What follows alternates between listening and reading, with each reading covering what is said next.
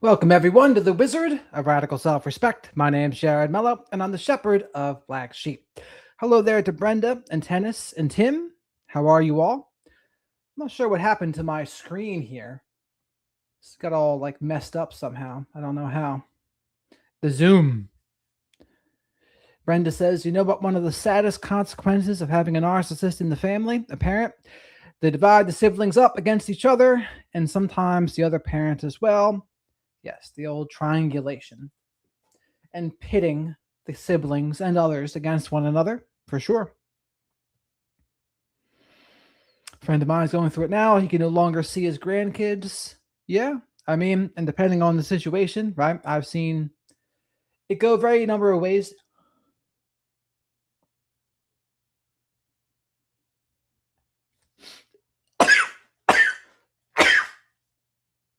Excuse me.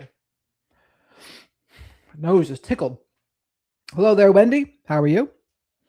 So today we have a few things to go over here. The first one, as the thumbnail suggests, Brian Hooker fleeing the Bahamas. It's like, Alex, I'll take things a guilty person would do for 1,000, please. It's like, dude.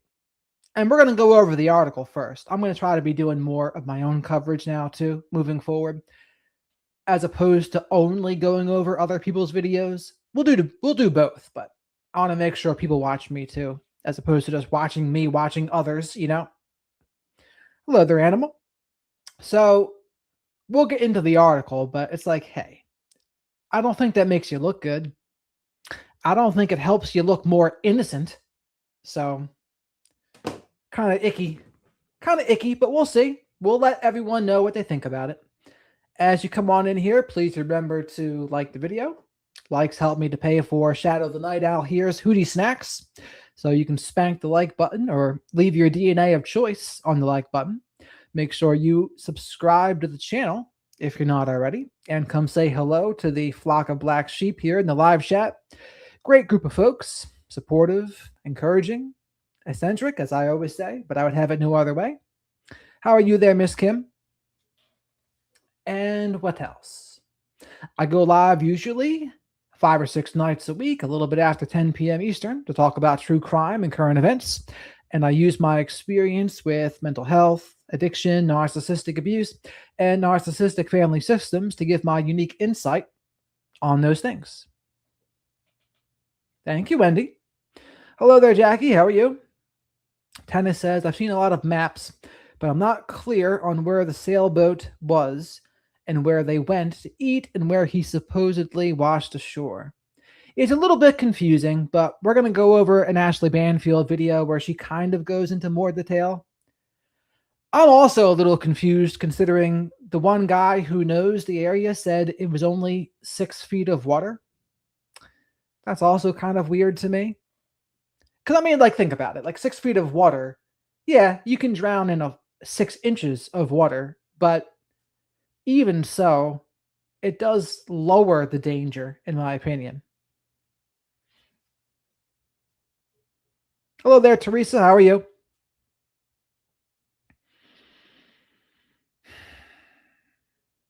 I'm enjoying the warmer weather here, as you can see, in the old tank tops. On pins and needles went Jackie. That's no good. Hello there, Apologetic. How are you? Mike, how are you? I do not, Mike, but that is where he said he was going to go to see his mother. So we'll have to see what's up with that.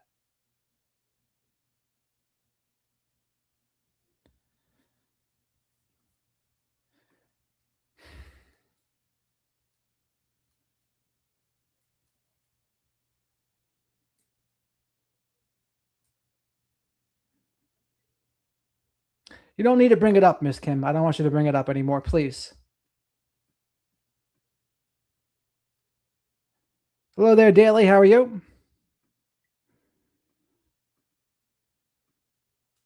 IP, how are you? Nope, Vike, you are not blocked.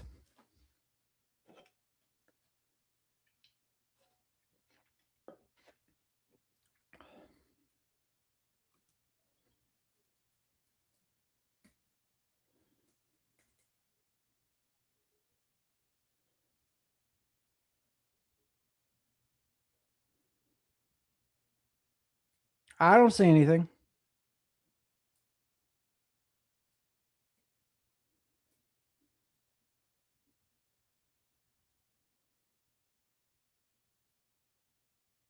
All right, all Mendy.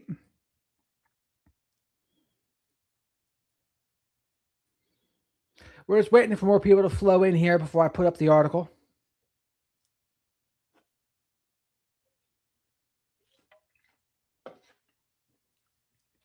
Hello there, Nini. How are you?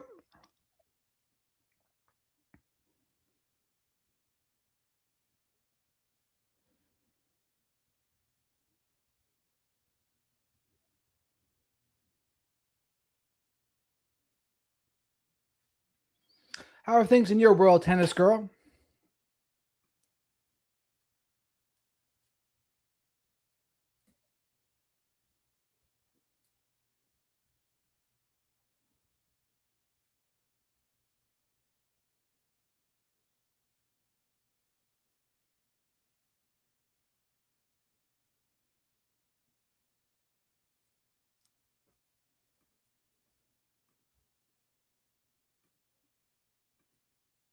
So here's the article here with Brian Hooker.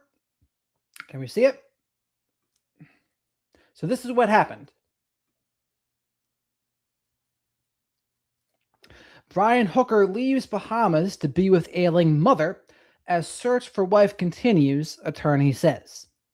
This was written April 15th, 2026, 8:10 p.m. EDT. Amid the ongoing search for his wife, Brian Hooker has left the Bahamas to see his ailing mother, his attorney told CBS. Hooker plans to return to the Bahamas as the search for his wife, Lynette Hooker, who disappeared during a nighttime boat ride in the Bahamas, continues. His lawyer, Terrell Butler, said she did not specify how long he would be with his mother. A family member of Brian Hooker's mother declined to comment. Brian Hooker, 59, told authorities that Lynette Hooker, 55, fell from their 8-foot dinghy the evening of Saturday, April 4th, while they sailed from Hopetown to Elbow Cay. He said powerful currents swept her away, along with the keys to their boat, which cut power to its engine and prevented him from reaching her. Police said Brian Hooker paddled to the island of Abacoa, where he docked at the Marsh Harbor boatyard around 4 a.m. That's a weird part of the story there. And he was saying he was paddling for 7 hours too. So that was around 4 a.m. Sunday, April 5th. Police said he told someone that his wife was missing, and that person then informed authorities. Brian Hooker also told several friends his account of what happened that night via text, and also sent them annotated maps of the area. In the messages, which were reviewed by CBS News, Brian Hooker said that the wind blew him and Lynette Hooker apart. He said she swam towards the sailboat, but the two lost sight of each pretty quickly. Brian Hooker was arrested by Bahamian authorities last Wednesday for questioning. He was released Monday and has consistently denied any wrongdoing. The Royal Bahamas Police Force said in a statement Tuesday that prosecutors recommended that no charges be filed at this time, pending the outcome of further investigations. After his release, Brian Hooker told CBS News, "I won't be able to stop looking for his wife." My wife is what he should be saying. He said that someone with more authority will have to tell him to stop. Well, a survey says that didn't turn out to be true. Police said last week that search and rescue operations had turned into search and recovery, but Brian Hooker told CBS News, "I want to believe that she is still alive. I believe she's alive so much that I flew away.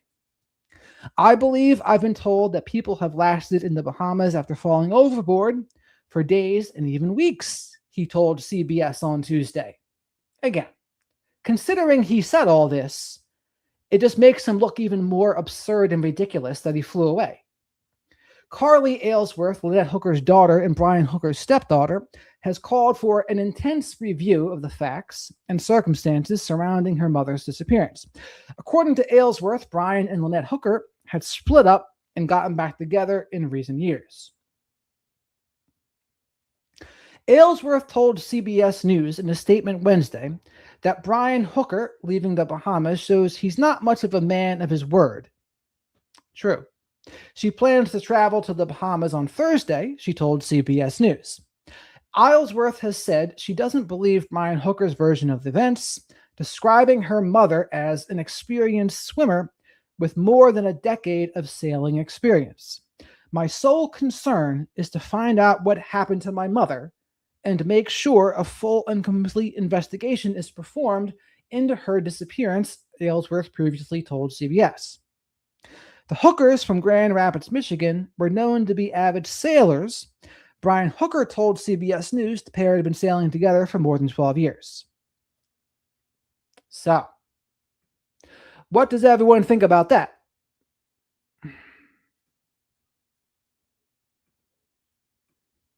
Danielle, how are you? Welcome.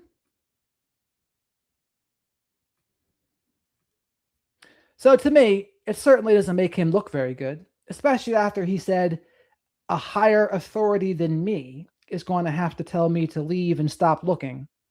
And then it's like, he was released on what day? Was it Monday night or Tuesday? And now here it is Wednesday, and he already left. So he stayed maybe a day. I mean, to me, it just makes him look terrible.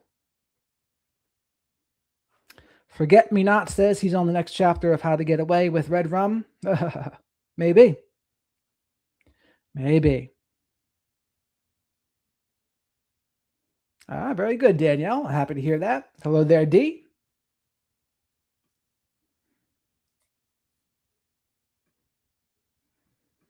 So, now we got 2 videos to go over today. Not a lot. So there's one from Ashley Banfield and one from Nancy Grace. Hello there, Risk. How are you? Giuseppe, cadaver dogs arrived and left within 2 hours. Where, in the Bahamas or in Nancy Grace's case?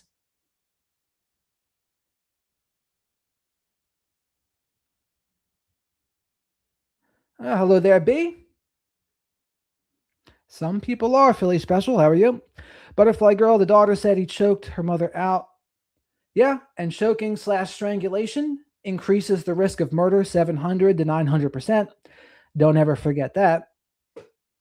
And again, that might very well be what happened here, but it's hard to say.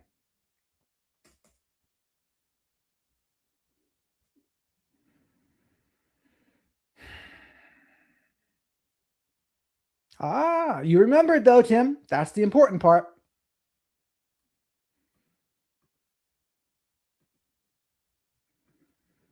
All right. So this is Ashley Banfield on location now, by the way. Now is we're heading out. This video's. Hey everyone, I'm Ashley Banfield and this is Drop Dead Serious. Welcome to Elbow Key. This is Hopetown Harbor. Elbow Key is in the Abacos Islands. It would be quite a bit north of Nassau, Bahamas, where most people know where Atlantis is. And, most people fly into Nassau. I've had a really long journey to get here today because I felt like I needed to be here to ask some critical questions about what happened to Lynette Hooker. Brian Hooker was arrested and spent the better part of like 3 or 4 days in detention on Grand Bahama Island, which is not far from here. But he was released because it seems they don't have enough information or evidence to hold him and charge him. And you only have a finite amount of time to charge somebody. You can't hold him forever. And so the 72-hour extension expired last night at 8 o'clock and he was released. So I got here and went right to Marsh Harbor because that is where Lynette and Brian had a mooring ball and where their yacht Soulmate is still anchored. Okay, so I'm going to show you the yacht floating there, almost ghost-like, with all of its life still appearing. So, ladies, that is a very good safety precaution. You want to be very careful going out on boats with people when there's no escape, unless you really know them well. And even when you do know them well, right? If you're having a struggle in your relationship, DV, probably not the best. As though someone lives on that yacht. but it's closed up. And I do know that the police were there today, that they are going every day. I've actually spoken with police. I saw the police docking. And so there's activity.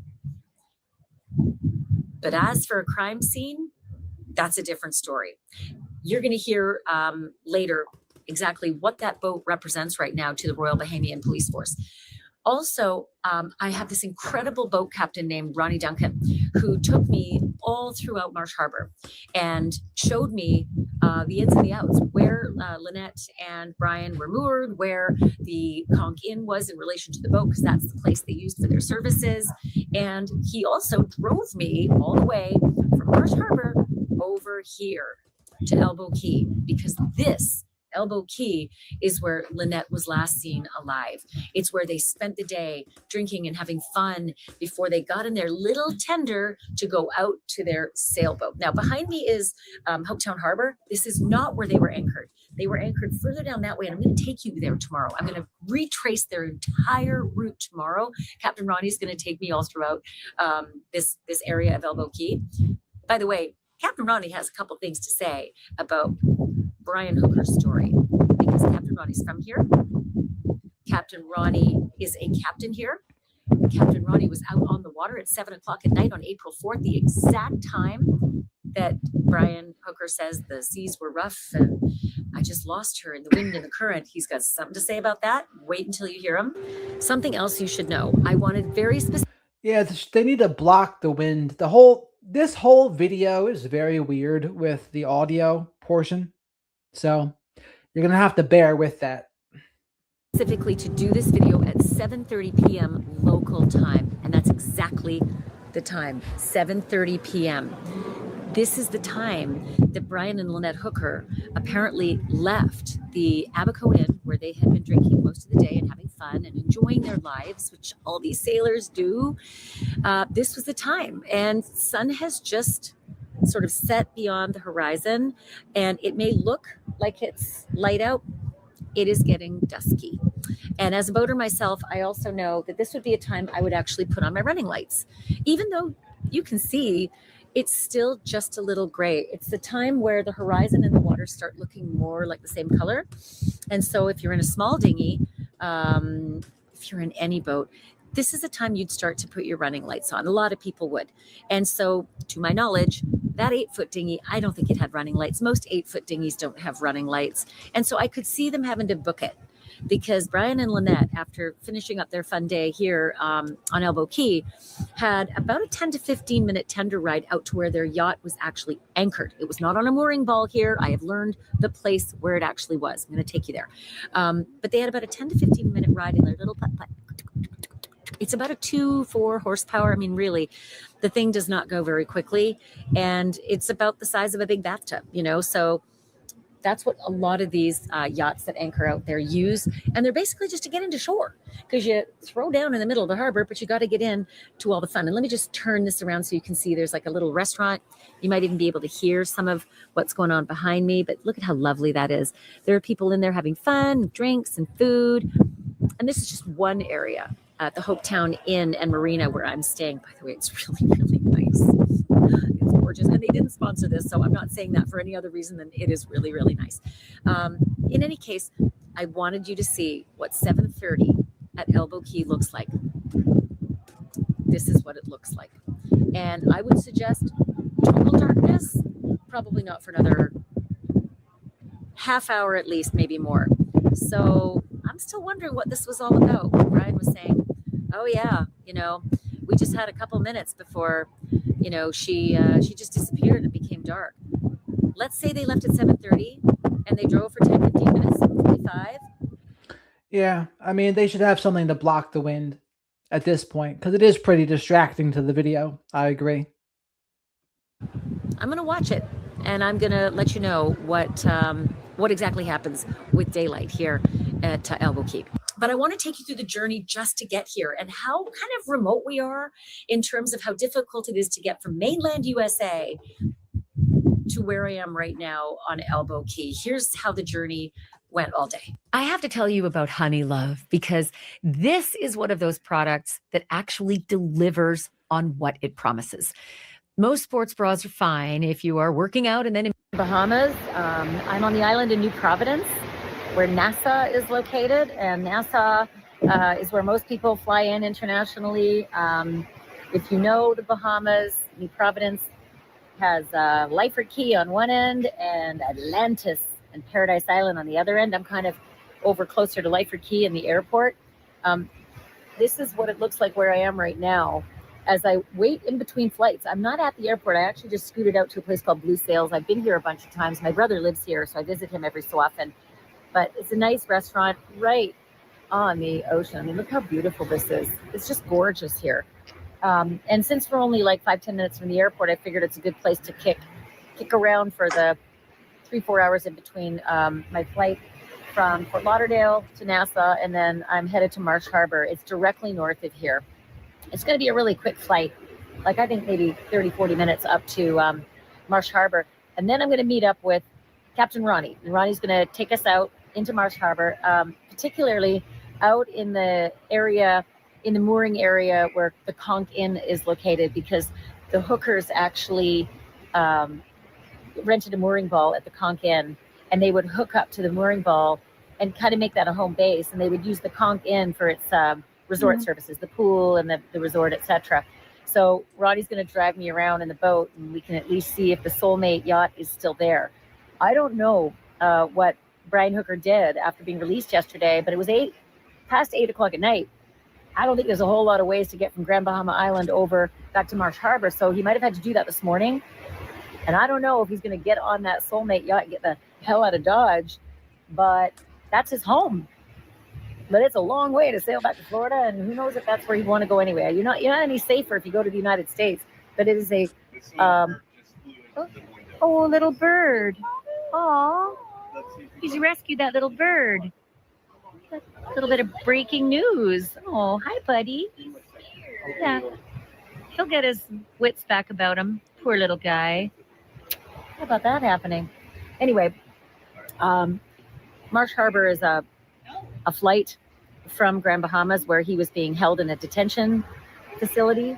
And, you got to either take a flight or you got to take a long ferry back over to Marsh Harbor. But that's where the Soulmate was moored when he was arrested. So anyway. So remember, Jen Coffindoffer is a former FBI agent. Now, there's some dispute about what she actually did when she was there, but she is a former FBI agent. Ashley Banfield, on the other hand, used to work for News Nation, and now she does her own YouTube channel here. She might even still do things occasionally with News Nation. I'm not exactly sure. But she used to be much more involved with News Nation, and then she said, nope, I'll be doing my own YouTube/podcast here. So that's what she does. And she had a long career before that in media as well. Also, please remember to like the video while you're here. Likes are free. I'm trying to gauge how popular this story is going to be. But you see, B, look at the views compared to when I talk about Nancy Guthrie. It's like I always say, the views do not lie. Hello there, Christy. It's hard to be here and not be on vacation. Damn. I'd really love to get in a bathing suit and, go and enjoy, but I will say this. Lindsay and I at least decided to say hi, Lindsay, to spend our 4-hour layover at Pindling Airport in Nassau having a mojito at Blue Sails. All right, so we'll see you when we get to Marsh Harbor. And maybe I'll show you a little of the flight on the way over. Smoking is rare. Please be reminded that smoking is not permitted for the duration of this flight. It is Common Sense policy that while seated, you keep your seatbelt securely fastened to prevent injury due to unexpected turbulence. Heading over. Once the captain has turned off the fasten seatbelt sign, complimentary water can be made available upon request by pressing your call button. Please sit back, relax, and enjoy the short flight with us. Thank you. It's one of those little pedal jumpers that go between islands in the Bahamas. So we're leaving Nassau, and we are headed north to Marsh Harbor. So we just landed here at Leonard Thompson International Airport. There it is, Marsh Harbor. It's real little. We're walking to the domestic arrivals. That's the little plane we were on. It's seen better days, that's for sure. Anyway, Lindsay and I are headed to the dock now. We're going to pick up with our captain. Captain Ronnie. He's a trip. He's a really cool guy. We're going to jump on his boat, and he's going to take us out to the mooring at Konkan where the hookers had their mooring ball. So here we go. Hey, made it. This is... I think one video should we do a vocabulary session of what all of the words mean. Like, oh, what's a dinghy? What's this? What's that? Right? So everyone knows exactly what's being said. I feel like there's a lot of assumptions being made when people go over this coverage. They're like, oh, yes, everyone knows what a dinghy is. Everyone knows what this is. Everyone knows what that is. But in reality, I don't think everyone does know. Marsh Harbor. This is Union Jack Dock. Right there, that's Ronnie. Captain Ronnie is going to take us out into the harbor. And I don't know my way around here yet. Super windy, so I'm putting the phone close. I don't know my way around here yet, but he's going to take us to where the Soulmate found its mooring ball just off the conch in. Hey, Captain Ronnie, okay that I videotape you? So we're going to take off. We're going to go find the Soulmate, which is, from my glass of knowing, it's just up in that vicinity over there. So those are all mooring balls over there? And Well, he had one of those? He's got, the boat is on a mooring, but it's around the Konkan Marina. So in that direction is where the Konkan Marina is at. So we're going to go up there and we're going to see if we can find it. Okay, great. Now, I did hear word that he's not here. Did he pick up and leave? Not that he left, but I heard word that he wasn't. Word was that he was still in Freeport. I don't know. And what about the boat? That's right. I don't know. We're going to go see now. All right, we'll go check. Thank you. You're with me to go see right now. All right. So as we're ready, you ready, OJ? All right, so let's cast off. Okay, thanks, guys. Feel free to be out here in the back of the cockpit because we're going to go up and ask you anything. Okay, thank you. All right, so listen, I'm finding this out as we go, and this is super helpful that Ronnie's going to take us because I know jack about Marsh Harbor, and thank you, OJ, as well. We appreciate the help. Yeah. All right. So when we get going, I'll come back on. It's a catch. It's 4060. Yes, ma'am. And this is the very boat. This is it. This is Soulmate. And well, they said near the Konkan. However, it's more near to Marsh Harbor Marina. But that's okay. It's here in Marsh Harbor.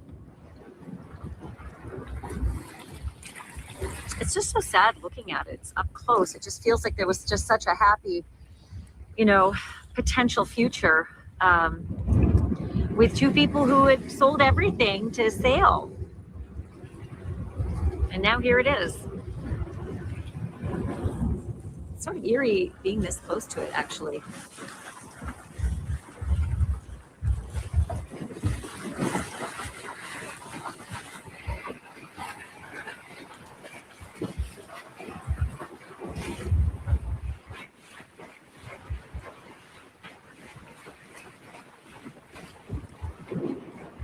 Now, that is interesting about Nick Reiner. I would not be surprised one bit if he does write a tell-all, but he'll probably wait for his sentence one way or the other, right? But afterwards, considering a big thing was he wanted to be able to outshine his parents, right? Rob Reiner and his granddad. Well, writing a tell-all might actually get him on the map. And yeah, some people, like B said, won't read it, but still, it will be something probably mental health professionals would read. I mean, I would read it probably just to get, and again, though, you'd have to be careful because his telling of the story might not be accurate, right? He's seeing it through his distorted lens of whether it's schizophrenia, vulnerable narcissism, addiction, or fill in the blank with whatever it is, right? So you always have to keep that in mind too.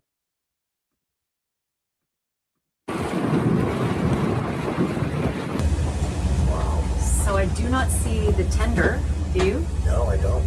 The dinghy that Right. they would use to get off of the boat and Right. get into land. Now, last words were, if I'm correct, and then also, just seeing off of TikTok, up into about 11 this morning, he was still in Grand Bahama. You think he was? But his lawyer went back to Nassau. Yeah. Right. And Which is why I wondered if maybe he might be coming back to his home. This is his home. Right. This is his home around. We'll go around it. So this is it. This is the catch, 45. That's Soulmate. Soulmate. Does that look as though it's closed up or that he might have been on it? Yes, ma'am. Doesn't appear at this point to say, it doesn't seem that anybody's been on prior. since, but it's definitely in a closed up looking state right now. Yeah, Yes, there's the ma'am. mooring ball that they connect to, that they rent. Yeah. You know, you're safely anchored in this safe harbor. And they're rated at 2,000 pounds, pretty much a ton. So yeah, they're for holding grounds in here. That's how they do it. Okay, so this island here is all of Elbow Key, right?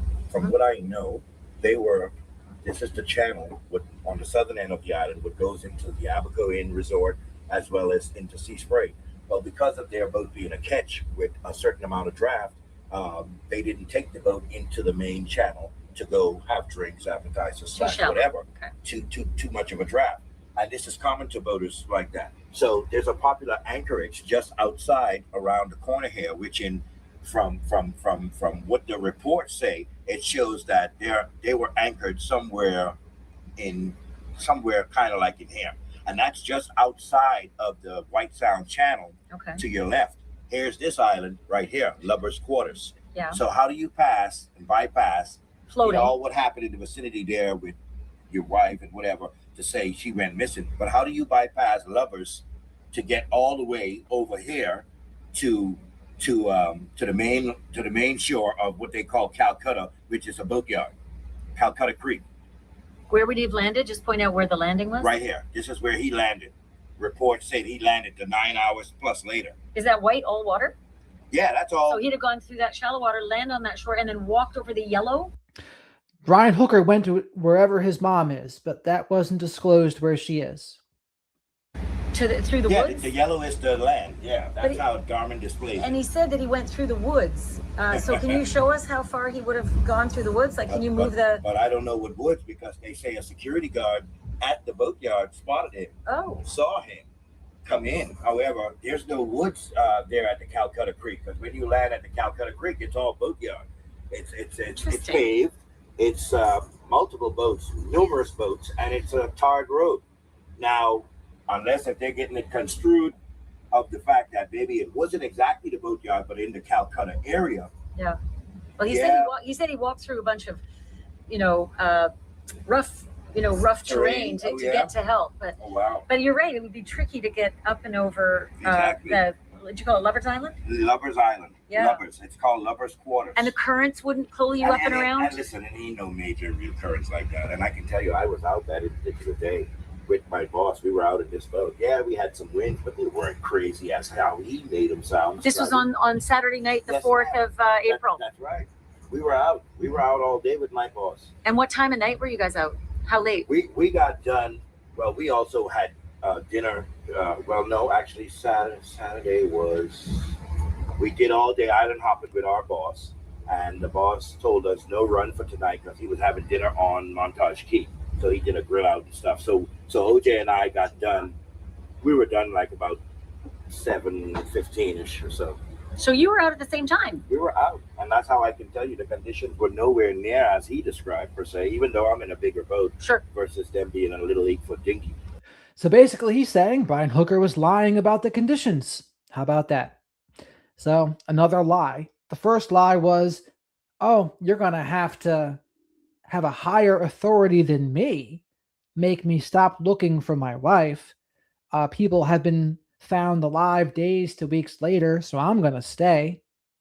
And then think SpongeBob voice, 2 days later, fleeing Bahamas to go visit mother, wherever that is. It didn't say where his mother is.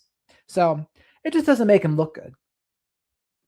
But it was nowhere near severe per se like that for her to fall over. And I mean, as quick as something like that would have happened, I mean, right in there, ain't no current, man. Trust me when I tell you that. I used to swim practice in that area.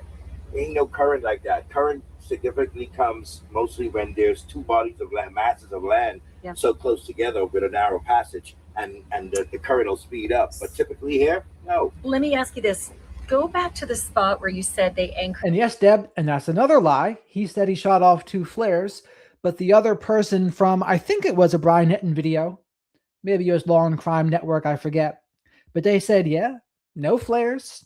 We saw no flares. So possibly another lie. Out from Elbow Key? Right here. Out the channel? So White Sound Channel into the Albuquerque. They were anchored out somewhere in. And how rough is it once you get out the channel? If you're in that little 8-foot the wind's dinghy? being out of the east, right? They were close to the land because the anchorage is somewhat close. As you can see, a little anchor there. Yeah. You're close in there. So the wind's blowing. You being that close to the land, you're somewhat in a lee. So you got some surface wind, but it's not even really. I can't tell you it's a 3-foot chop. No way. Not a 3-foot chop. No. And he was saying it's 2 to 3 foot chop, No right? way. No, he's talking ocean type chop, and this is considered to be the Sea of Abaco. It doesn't get that nasty in here per se, unless if it's a major blow, storm, a nor'easter, or something like that. Isn't that a really long, isn't it a long way to go? Can you start at the Abaco Inn and then with your finger trace where they would have had to take that dinghy out to find their mooring? Right. So the Abaco Inn is up here. Okay. Right. So they left out this channel. They gotta make a turn because the catch. Okay. Just keep your eye open. The catch is around this corner. Okay. So giving it a little more perspective, zooming out, that's the channel. There's the channel. Coming out, we're going to turn left. The boat is anchored somewhere just before the end. Just where, like I say, this is a popular anchorage area. Okay. Other boaters, they're always out there to get a little protection from that little dinghy goes about 2 to 4 miles an hour. Yeah. And how long would that take? Knots. It's knots is what you should be talking about in sea language. not very long per se. Give or take maybe 10 minutes at tops. 10 minutes. And would there be a lot of boaters around there that might have been able to witness this happen? Possible, don't get me wrong. Then again, it could have been very limited per se. I couldn't say for sure to say because we personally didn't traverse that area particularly that day for where we were with our boss. Mm-hmm. But just knowing the conditions in general, the conditions go for all around. And where we were all in the Sea of Abaco. You know what I'm saying? What is the law about a boat that is uninhabited? No one's on it. It's on a mooring ball. It's private property. But what's the mariner's law for boarding a vessel like that? Well, it's private property, of course. Not that it's, in any case to say the more. And by the way, please remember to like the video. Shadow wants me to remind you. So spank the like button or leave your DNA of choice in the like button. Helps me pay for his hootie snacks. Subscribe to the channel if you're not already. And come say hello to the flock of black sheep in the live chat here.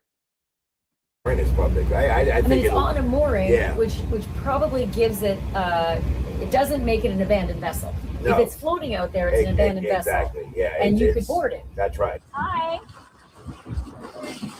I was wondering if you knew anything about your neighbor. Yeah. Yeah. No, sorry. Soulmate, over here. Oh, no.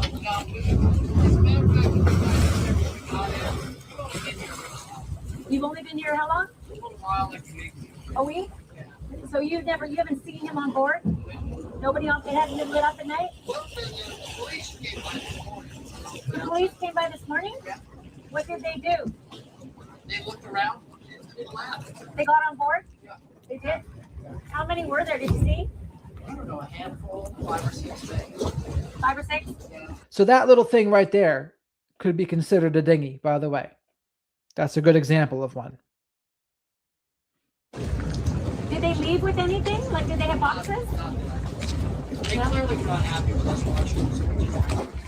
Well, it's a little hard not to watch. It's out here, in a mooring, What do you think about that? What happened? I'm just hoping she shows up.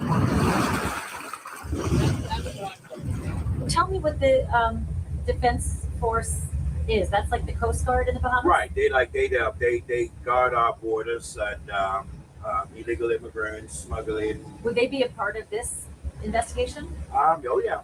I would see them being a part of it because maritime. And they're more like our maritime police anyway, so Right. But yeah, they're tying back up now. I would be. Let's see if I can get around the other side. That's the police vessel that was out earlier today, looking at Brian's boat. And the lights are still on. They just pulled back in. How often have they gone out to the boat? Do you know, Sure. to search or to investigate? Really not sure. being the Marsh Harbor side, we're located. We don't get to see a lot of this on the daily because we don't traverse this area. You'll see in my route when I'm taking you to Hopetown, but Montage Key is in between Hopetown and Marsh Harbor. Oh, I could try to land on the side there. Just try to. You can? Yeah, I mean, hey, we could let them know we got a reporter who possibly want to have a chat. Yeah, I'd love to be able to talk to them if they'll talk to me. And they dock their police boat just on that inner berth, that gray one right there with the lights on. Yeah, yeah.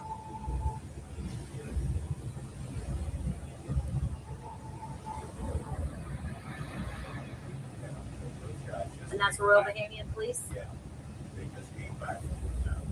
Right, right. I said we saw her. Nice little police boat there with a Garmin on top. How about that?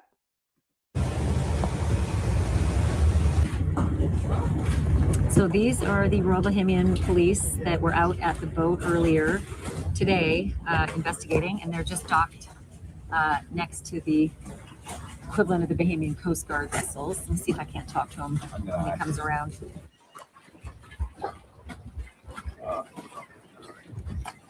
I don't want to.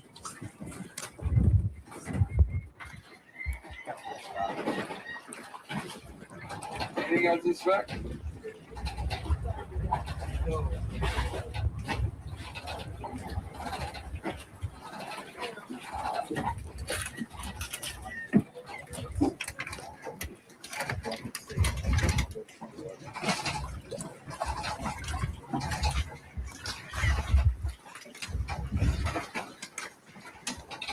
All right.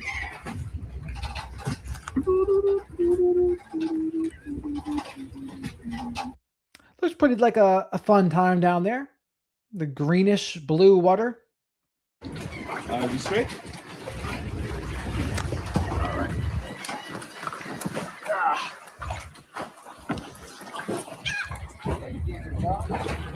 Yeah.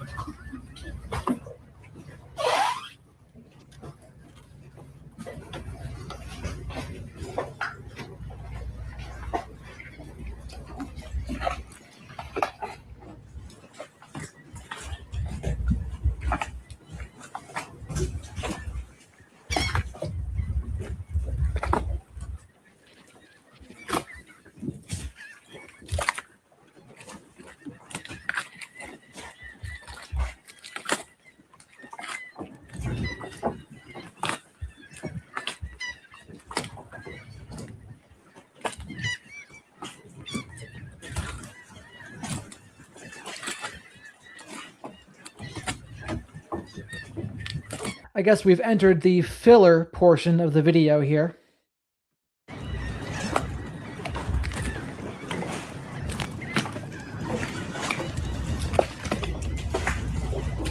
All right, so we're now leaving Marsh Harbor behind us, and that's of course where we're just touring you around Soulmate and the other boats that are moored in there.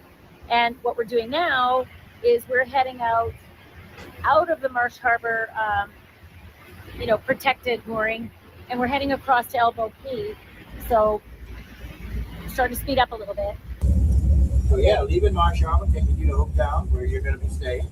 I'll point out one or two things for you as we get closer in a certain vicinity. Okay, so to be clear, we've just come around from back there, Yes. which was the safe harbor, and now we're coming around to the right. Right. And here's what's so critical.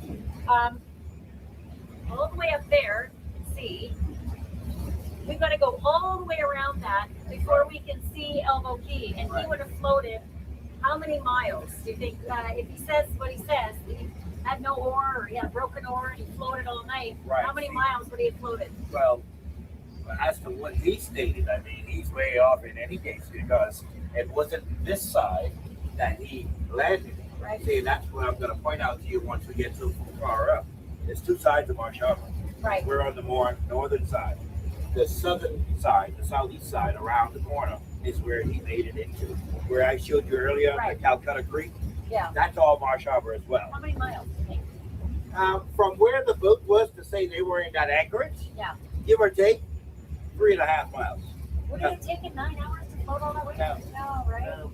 Especially with the wind. I swam that in 2 hours. What? I'm a swimmer. Yeah, we did a swim-a-thon from Marsh Harbor to that very Abaco Inn. You swam that in 2 hours. 2 hours He wasn't afraid of the bull sharks.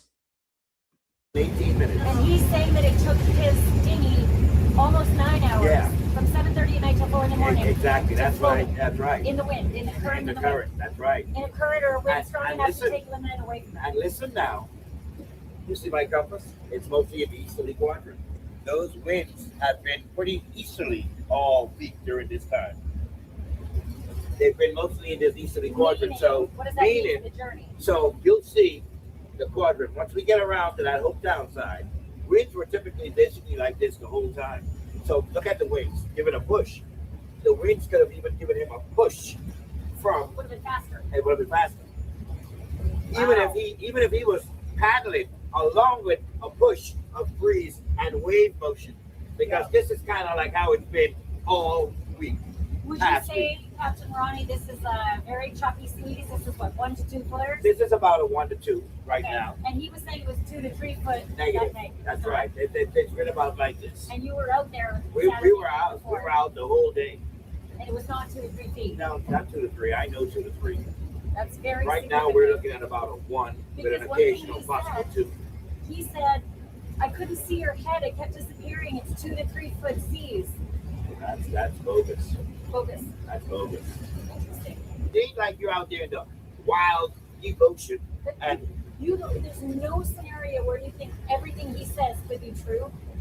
That he couldn't get to her, that the current and the wind blew them away from I each don't other. believe that. No, currently moving that And then fast. do you also think if what he says is true, would her body have been easily found or surfaced in one of these areas, whether it was lovers or whether it was It could be. It probably should have been easily found in the event if so, because first of all, too, where the winds were blowing, her body would have ended up on a shoal of lovers, possibly around the shoreline, or further back to the shore of Marsh Harbor, where I kind of showed you, over to that side, to the western. You know what I'm saying? What about sharks? That's another factor. But I mean, come on, man. There would have been some sort of trace or something we would have seen. Somebody, some local, because there's boaters every day traversing that area to get either to work or it's a boat passing out there every day. Yeah. The Candy Strand Lighthouse, last of its kind in the whole. That's a pretty cool lighthouse there he's pointing out. Look at that. But honestly, it's hard to say what he did because there's the story that he said he did, and then there's the reality of what happened. But it's like, what could he have done? Did he just like take a chance and say, all right, she's gone and I'm not even going to do anything. She's just going to float away. Do you think he did something with the body? Or do you think he's just innocent? What do you think, chat? 1, 2, or 3? That he just let her float away is number 1. Number 2, he did something with the body. Or number 3, he's innocent. What do you all think? I'm curious. Whole wide world. Oh, wow. Kerosene operated and cranked with a winch. Really? Yeah, and it's operated with a mantle because it's got chandeliers. And this is Hopetown Harbor This is Hopetown Harbor. We're coming into Hopetown Harbor right now. on Elbow Key. Yes, ma'am. Hopetown is your main town, settled by the Loyalists in the 1700s. Yeah?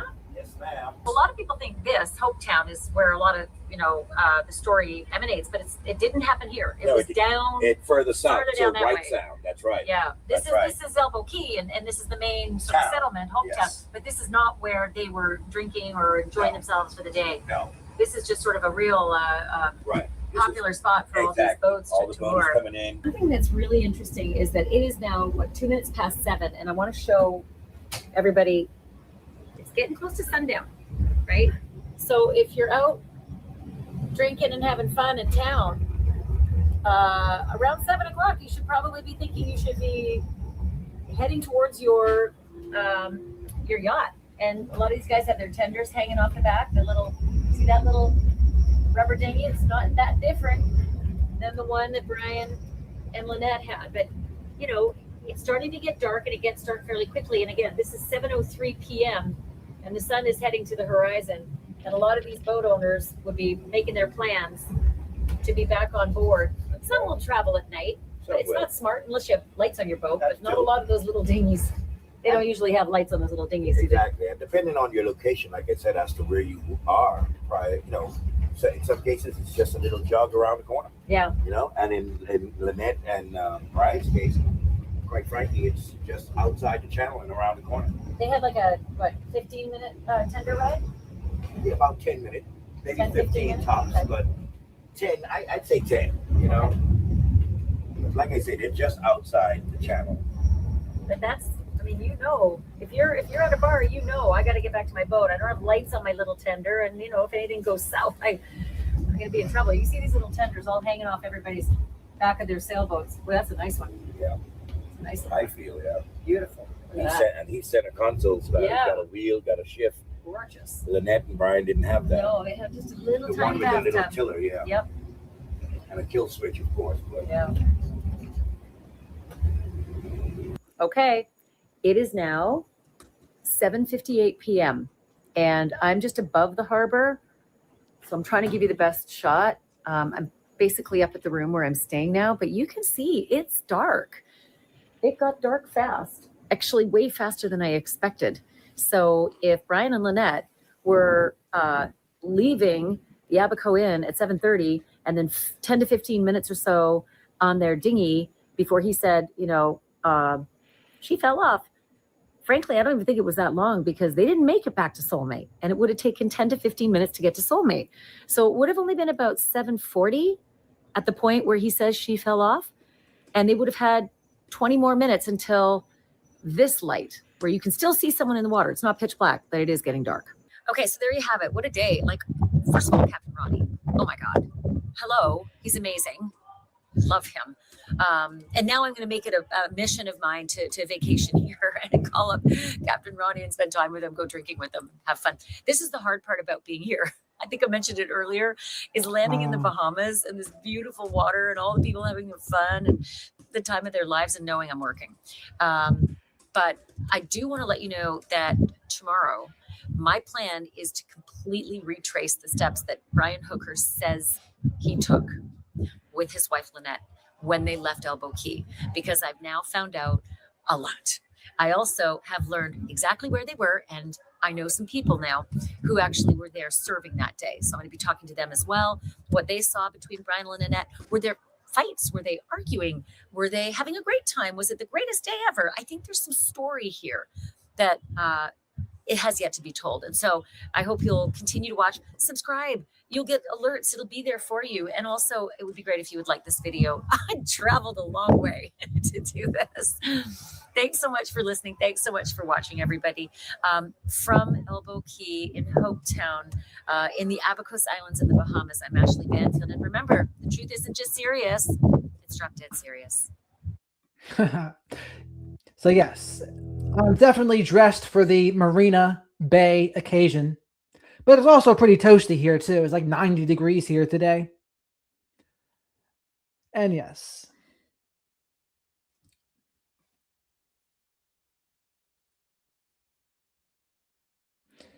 And this is it. Let's see what I'm sure Nancy will see through this nonsense, but let's see.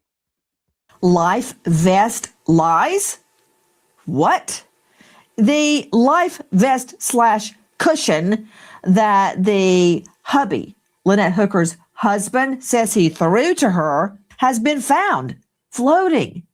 But no Lynette. This as her husband walks free. Yes, Lynette Hooker's husband has walked free and says he doesn't want to go into the details of her disappearance. Good evening. I'm Nancy Grace. This is Crime Stories. I want to thank you for being with us. Rooster, be afraid to go on the boat with Nancy Grace? Is that what you're saying to me, Rooster? She bounced off the dinghy. How does a person bounce? Okay. And then the darn moon. The moon wasn't up yet, so he couldn't see. Every one of those coincidences, as you call them, are explainable and do not mean beyond a reasonable doubt he was guilty. Ryan, what do you want to tell people who think you're responsible for your wife's disappearance? Any response about the conditions? Brian, just any message you want to send about finding your wife. Brian, just any message about finding your wife. Any message about finding your wife. Excuse me. Thank you so much. Do you know where you're going to go now? I'm not sure yet. All right. Did he ask about Lynette? He just literally walked out, so he hasn't had any time. But throughout the time that he was here, he was asking about her. I take that as a no. That's for our friends Fox News and NBC. Straight out to special guest join. Isn't it nice to have good audio too?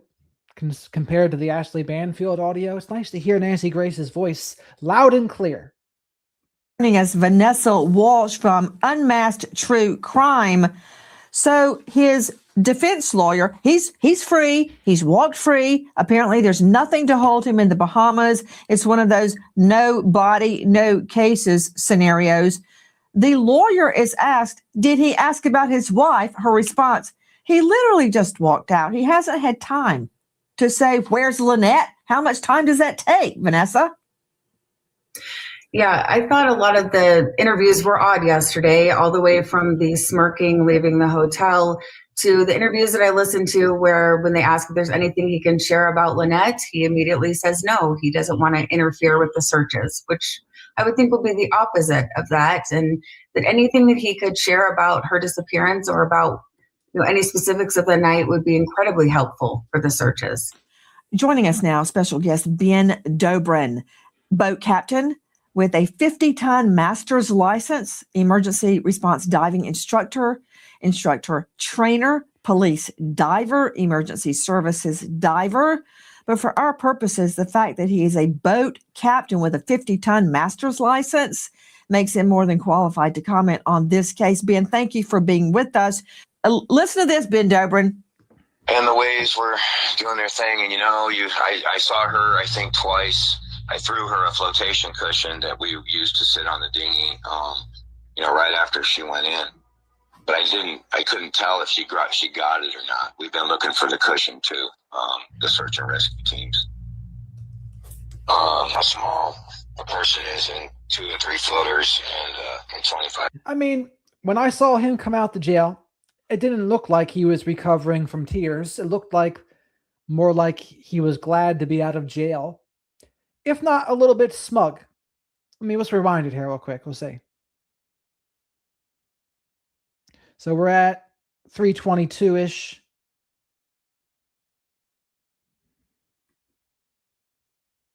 Brian, just any message you want to send about finding your wife.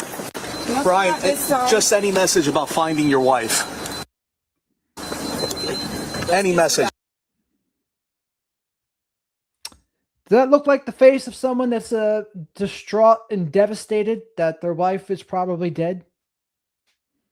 Or does that look like the face of someone who's like a little bit smug and glad to be released from jail? What do you think? No, I can't zoom in, unfortunately, on the YouTube video.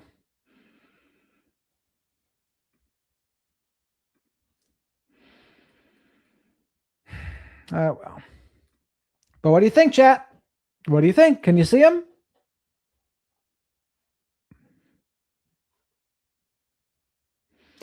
Just my thoughts. As a professional face reader, that's what I would say. That's not... Being a professional face reader is not admissible in court, by the way. But that doesn't necessarily... It almost looks like a narcissistic smirk, honestly. Not the kind of look of someone that's devastated that their wife is missing, right? If you really love your wife and your wife's missing and you've been in jail for it the last few days, I don't know. I don't know what you're thinking. About finding your wife. Excuse me. Thank you so much. Do you know where you're going to go now? I'm not sure yet. All right. Did he ask about Lynette? He just literally... Flotation cushion that we used to sit on the dinghy, right after it is in 2 or 3 floaters and 25 knot winds. And so after an hour of calling her, I had never heard her voice. a powerboat came by, and I waved my flashlight on my phone, and they were so fast that they didn't even see. And then another one came by right behind it, sort of 5 minutes behind it, and I grabbed the flares by then. I had 2 flares, and they didn't see the flares, I guess. And then I didn't know what to do. By the time I got the anchor set, I was probably a quarter to a half a mile away from her. That is the husband of Lynette Hooker speaking to a friend on the phone, describing in depth what happened the night his wife bounces off the dinghy and goes overboard. Ben, he has walked free. He has walked free down there in the Bahamas. And Vanessa Walsh, very quickly, was it the flotation cushion or her life vest that has just been found floating out in the ocean? I believe it's the flotation cushion that was found, not her life vest. I do too. So, Ben Dobrin, what does this mean to you? You said he should have thrown her. You said a life ring or a cushion. He says he threw a flotation cushion. Boy, he sure had a run of bad luck, didn't he? He gets in the dinghy, and then suddenly this bizarre wind blows up. And of course, I'm not a boat captain, but it sounds to me like that was winds at about 29 miles an hour. And that's between 2 little islands. I'm very curious how that happens. Then the oar goes overboard after a pin broke. She didn't have on a life vest. The kill switch, the kill key went with her. Just everything's going wrong. Does this make sense? Does this sound true, Ben Dobrin? It sounds like a perfect storm of failures. The fact that he threw the seat cushion, that's the right thing. That's the first right thing that I've heard from this entire incident. But this time he said 25 knots. Earlier it was 20 knots. 25 knots, like you said, is 29 miles an hour. You do not want to be in it. So there's a dinghy. Is that Brian Hooker himself on a dinghy or just someone else? An 8-foot inflatable dinghy and 29 mile an hour winds. That is not safe. That is in no way, shape, or form safe. And especially as the sun was setting, that's a horrible decision that any seasoned boat operator would just say, no, it's too dangerous. We can't get back to our sailboat tonight. You're putting yourself at risk. I mean, obviously you're putting yourself at risk in 29 mile an hour winds in an 8-foot inflatable dinghy. That sounds horrible. And then he said he tried to put the oars in and one of the pins broke. Okay, I believe that, but that's just another thing in that list of failures. But you know what happens if you have 2 oars and you lose one? Now you have a paddle. You can use that one oar as a paddle and still paddle to wherever you want to go. And obviously he did. He ended up on shore. So at some point he figured out he could paddle to shore. But unless that wind was blowing him directly to shore, he's not paddling against the 29 mile an hour wind to get to shore. Just not doing it. You cannot paddle 29 miles an hour. So if he drifted to shore, that's one thing, but she would have drifted in the same exact direction. So she would have ended up on shore if the wind was pushing That's a him really to good shore, point. She her would to- have drifted in same direction, not a different direction than where he was going if the wind story is true. What about the flares, Ben Dobrin? Because Vanessa Walsh from Unmasked True Crime has told us that sources state there in the Bahamas, all of his safety equipment was still on the dinghy, that no flares were missing. I don't know how they know that, but that's what they're saying. He says he put off 2 flares and the boats going by did not see them. It's very easy to see if it's a check because your flares come in a waterproof box. And so the flares aren't just rolling around on the floor. So if they open up the box and if there's a slot for 5 flares, if there's 5 flares still there, the flares are still there. So if he discharged flares, there would be flares missing. Flares are difficult to see. People think that they light up bright and for a long time. They're not that bright and they don't last for a very long time, especially handheld, like you see the pistols. If there's boating around, and he said one power boat went by and he tried to use his flashlight on his phone, that's not a very bright light anyway. But if there was power boats around and a flare in those sorts of situations, like he was leaving a restaurant and going back to him, there was boats around, they would have seen a flare. But the fact that somebody has said they checked the safety equipment and all the flares were accounted for, that doesn't sound like he shot a flare. Oh, so that's another big one, right? That's another clue to the story of, so the other person said he didn't see 2 flares, and now this person's saying all the flares that he had were accounted for. None of them were fired. So the guy's lied a lot here so far, from what we can tell. If all the flares were accounted for. Listen to this. At that point, I was slightly closer to something which has a few houses on it, and I decided I had to go get help.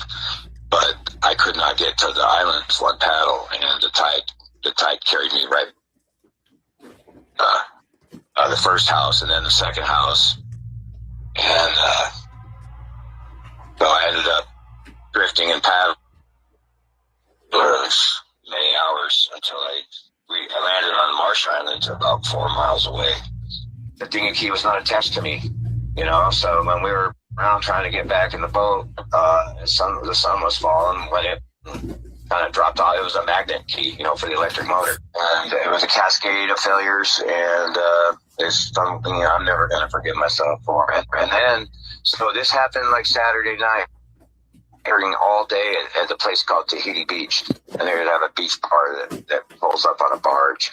And, we hit the next stop, and we stayed too long. We left too dark, all kinds of shit.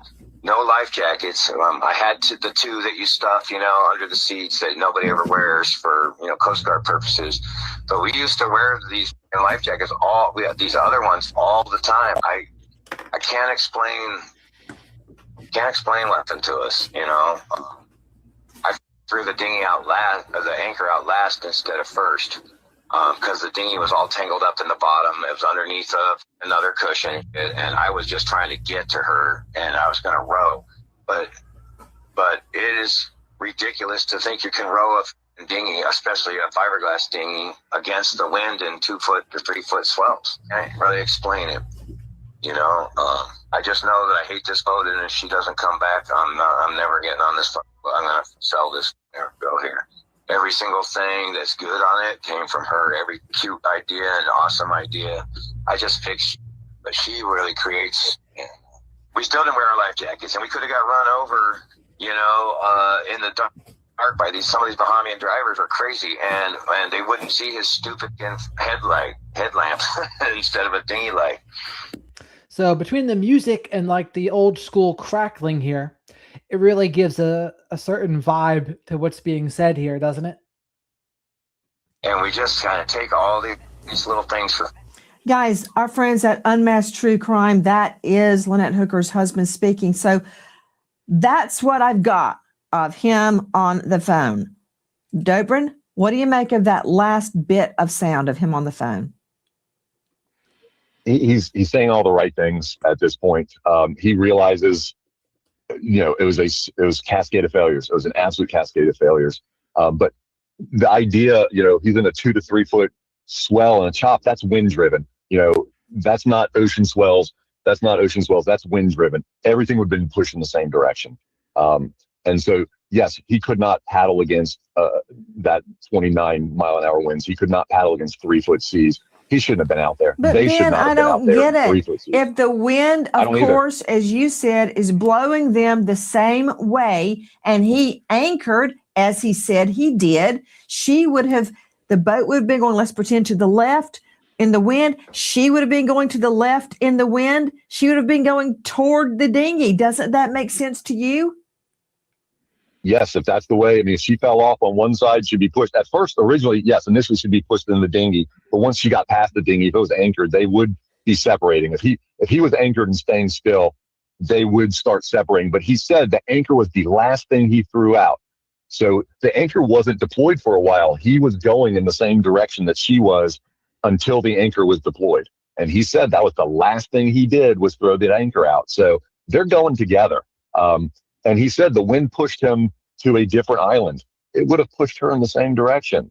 unless she was really trying to go against it, they were going in the same direction. And with 2 to 3 foot chop, you're right. He would not have seen her as the sun was setting in a 2 to 3 foot chop. But the idea of being in a 2 to 3 foot chop and an 8 foot dinghy with a very tiny motor on it, not wearing your PFDs, the whole thing just sounds, you couldn't. It's a pretty cool place to paddle board there. Where are they? Almost like a bay inlet. It's pretty cool. Not write a worse script. That's going to end in disaster almost every single time. Ben Dobrin joining us, boat captain, 50-ton master's license, diving instructor, and more. Thank you for being with us. If you have been leaning on credit cards lately just to cover living basics like groceries, gasoline, utility bills. Also joining us on the case, Melissa Andrews, crime investigative anchor, WTOL. Thank you for being with us. As a matter of fact, has he... Well, forget me. That's the big thing in the case, right? So how much evidence would be needed to charge him even if a body wasn't found? That's the big variable, right? Is there going to be enough probable cause with all of the lies, etc.? Or will there not be? That's the $1 million question. He been searching at all? We've not seen that he has, Nancy. He has said that he believes that Lynette is still alive and that he's going to hire planes and boats to find her. He said money is, of course, an issue, but he hasn't said that he's not going to leave the Bahamas. We do believe from his attorney that he's not being prevented from leaving the Bahamas, but she believes he's going to stay there to try to find Lynette. He says he's never been apart from her for this long in their 25-year marriage. And he's willing to talk about the case. Wait a minute. Hold on. Melissa Andrews joining us, crime investigative anchor, WTOL. He said he's never been apart from her for very long in their marriage. And that's not exactly true, according to Lynette's mother, Darlene, that we talked to, and according to her daughter, Carly, who both told me that they did separate for a matter of months a couple of years ago and were able to reconcile. So that is false. You're correct, Nancy. You know what, Melissa Andrews, you're right, WTOL. Joining us right now, neighbor Jordan Plintz, the neighbor in the U.S. of Lynette and Brian Hooker. That's absolutely not right. I've got him right here saying, I don't think I've ever been apart from her in 25 years. You know what? Let's hear it from the horse's mouth. I don't think I've ever been apart from her. And it looks like the Academy Award goes to Brian Hooker. In 25 years, for this long.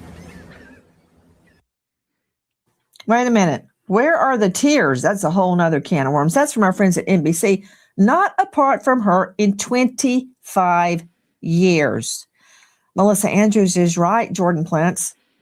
They call them the old crocodile tears, right? Narcissistic people are very good at using them to manipulate others, to guilt trip others, etc., but they don't really mean it. It's just a way to control and to manipulate. You have described, according to your mom, many times that Lynette left home and moved in with her because of alleged domestic violence.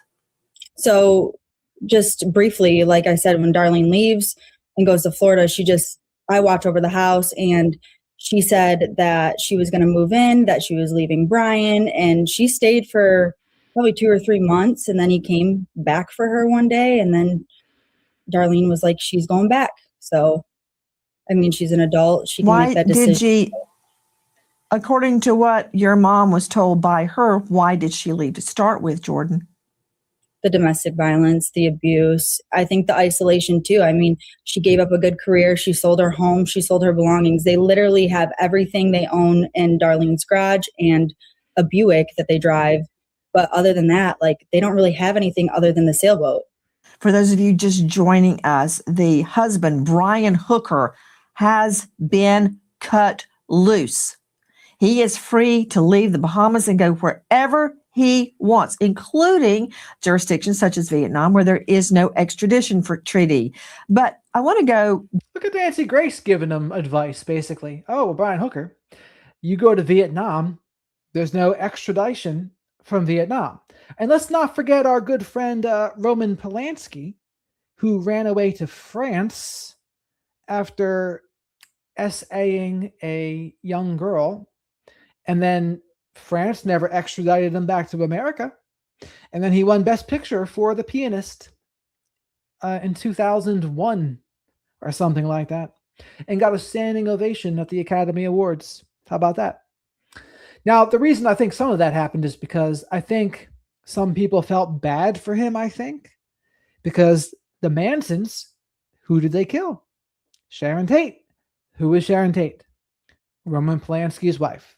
So I wonder if that plays into it, why they kind of like let him go like that. But he did, and he's still living a free life in France. Little history lesson here for you all. Some helter-skelter. Back to what we just observed. Vanessa, Melissa, watch this. It's been a long time. I don't think I've ever been apart from her in 25 years for this long. From our friends at NBC, Vanessa, that's what you were describing earlier. Vanessa Walsh with us, the star of Unmasked True Crime podcast. He tried to cough, but there were no tears. You first pointed that out, and you're right. Yeah, I watched that. I tried to even be fair. I went back, I watched it multiple times. I'm blowing up my screen and pausing it. But he does a lot of the performative things like, the facial expressions and removing his glasses and wiping his eyes. But there are no tears. I noticed also, Melissa Andrews, that he was asked point blank, what is your message? What is your message about finding your wife? And he says, thank you. And I'm not saying they should feel bad for him, Snoop. But what I am saying is that it's probably because his pregnant wife, Sharon Tate, was stabbed to death by the Manson family. So much. What about Lynette? Where are you? I'm going to find you. Will everybody please help me find my wife? I didn't hear any of that. Exactly. And Nancy, one of the things that stuck out to me was he said, I want to go talk to these volunteer firefighters and these volunteer searchers, almost as if he was going to seek them out to thank him. But to your point, we've not seen any video of him actively going out in a boat and searching the water. He says that he's heard that a missing person can be missing in the ocean for weeks or even months and still be found. I've not heard that, but we've not seen him looking through any marinas or on anybody else's boat or anything of that effect at all. It's more like, I want to go thank these volunteers. I wonder if he actually did ever go thank them.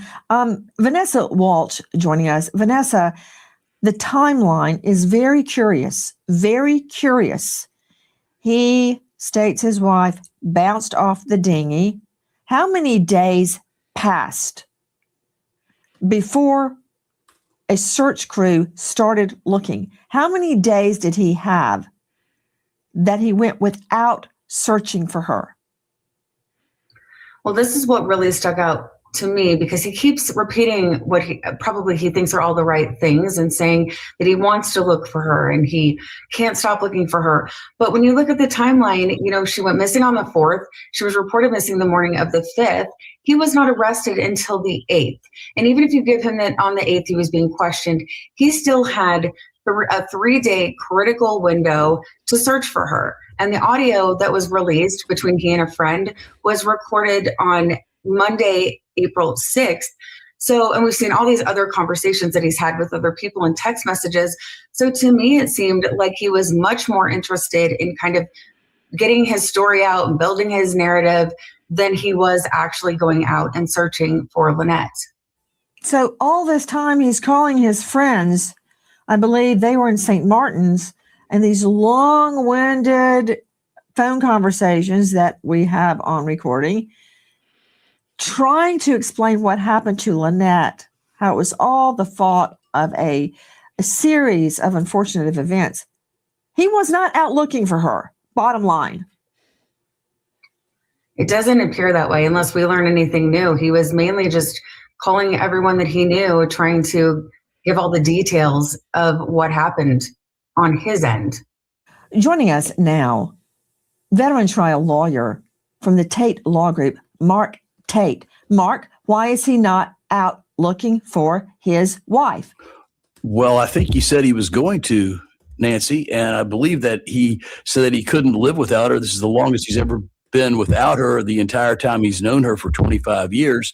And I believe he is. He said that funds are limited, but he's going to try to rent planes and rent boats and look for her. Mark, he has a boat.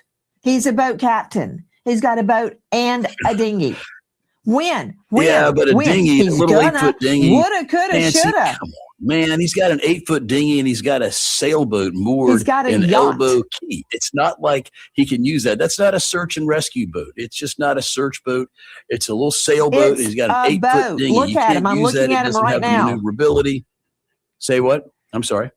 What are you saying? No, you can't. A sailboat is not a search and rescue boat. It's just a sailboat. It doesn't have the maneuver. Look at this guy. This guy is not intimidated by Nancy. How about that? I like it. Ability. It doesn't have the draw. It doesn't have the ability to be above the water line sufficiently to see things that are in the water. A search and rescue boat is not just something that you can go press any vessel into doing. That's why he wants to rent planes, so you can see more than just at the water line. So, I mean, I can't be critical of the poor guy who's not out there searching around in a sailboat looking for his wife, and the dinghy is clearly not seaworthy. So I think that to press him into saying he's not using his boat or his dinghy to look for his wife, I think that's a little unfair to him. Now, I understand that he sparked a lot of interest. I'll tell you what's unfair. His wife going overboard and him refusing to give details. In fact, he says, I'm not going to go into the details too much. Why not? To you, Vanessa Walsh, isn't it true when... See, this guy, he likes to spar with Nancy Grace. See, he's smiling when she's getting riled up. Asked. He's like putting on his defense lawyer hat there. And here's his chance to beg the public to help him find his wife. He said, I don't want to go into the facts. Yes, he immediately says no. When they say, is there anything you can tell us that will help us find Lynette? He immediately says no, and he doesn't want to interfere with the searches. That comment made no sense to me whatsoever. And I wanted to point out something that his friends also told me the other day that has really bothered them. The sailing community is very tight-knit, and they have apps and multiple ways to stay. And don't ever forget, Nancy Grace gave me some good chuckles with the Nancy Guthrie case as well. When she was ripping the tickety talkers, that was hysterical. In communication with each other to alert each other if there's an emergency or if they need help. And Brian would know about all of this as long as he sailed with Lynette. Yet, according to his friends, Brian never used any of that or reached out to anyone to even ask for help since the time she went missing. So it really did beg the question, especially with their friends, of why didn't he use those things? What was the last thing that you remember saying to each other? Without going into a lot of details because of the ongoing investigation, I will always think there was something I could have done differently. My one job was to look out for her, and that has not happened. This guy's whole strategy here, like, I think he's torn in his brain. He's like, what am I going to do here? Am I going to pretend I'm innocent, or am I going to go into pure defense mode? What you going to do, right? I think that's the battle he's struggling with here. He's like, well, am I innocent?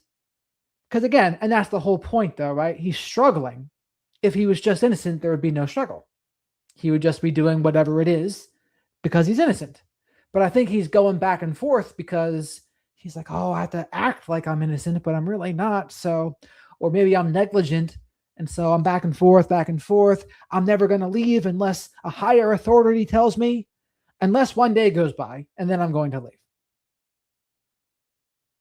So it's like, okay. And I'm going to keep looking out for her now as best I can.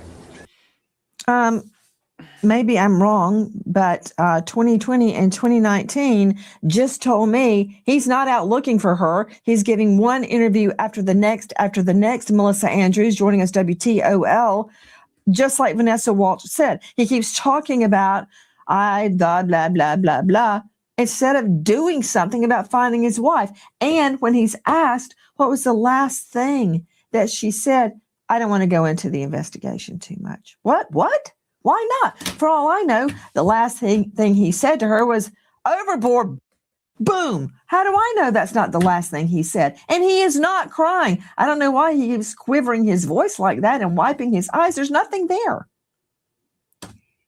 You're right, Nancy. I mean, that's the reason we have the saying, actions speak louder than words. You're pointing out where is the action of him searching for his wife, organizing search parties, as Vanessa said, and as you said, getting together this big sailing community that they have. They've been sailing together for 12 years. So he hasn't been asking for help in those areas.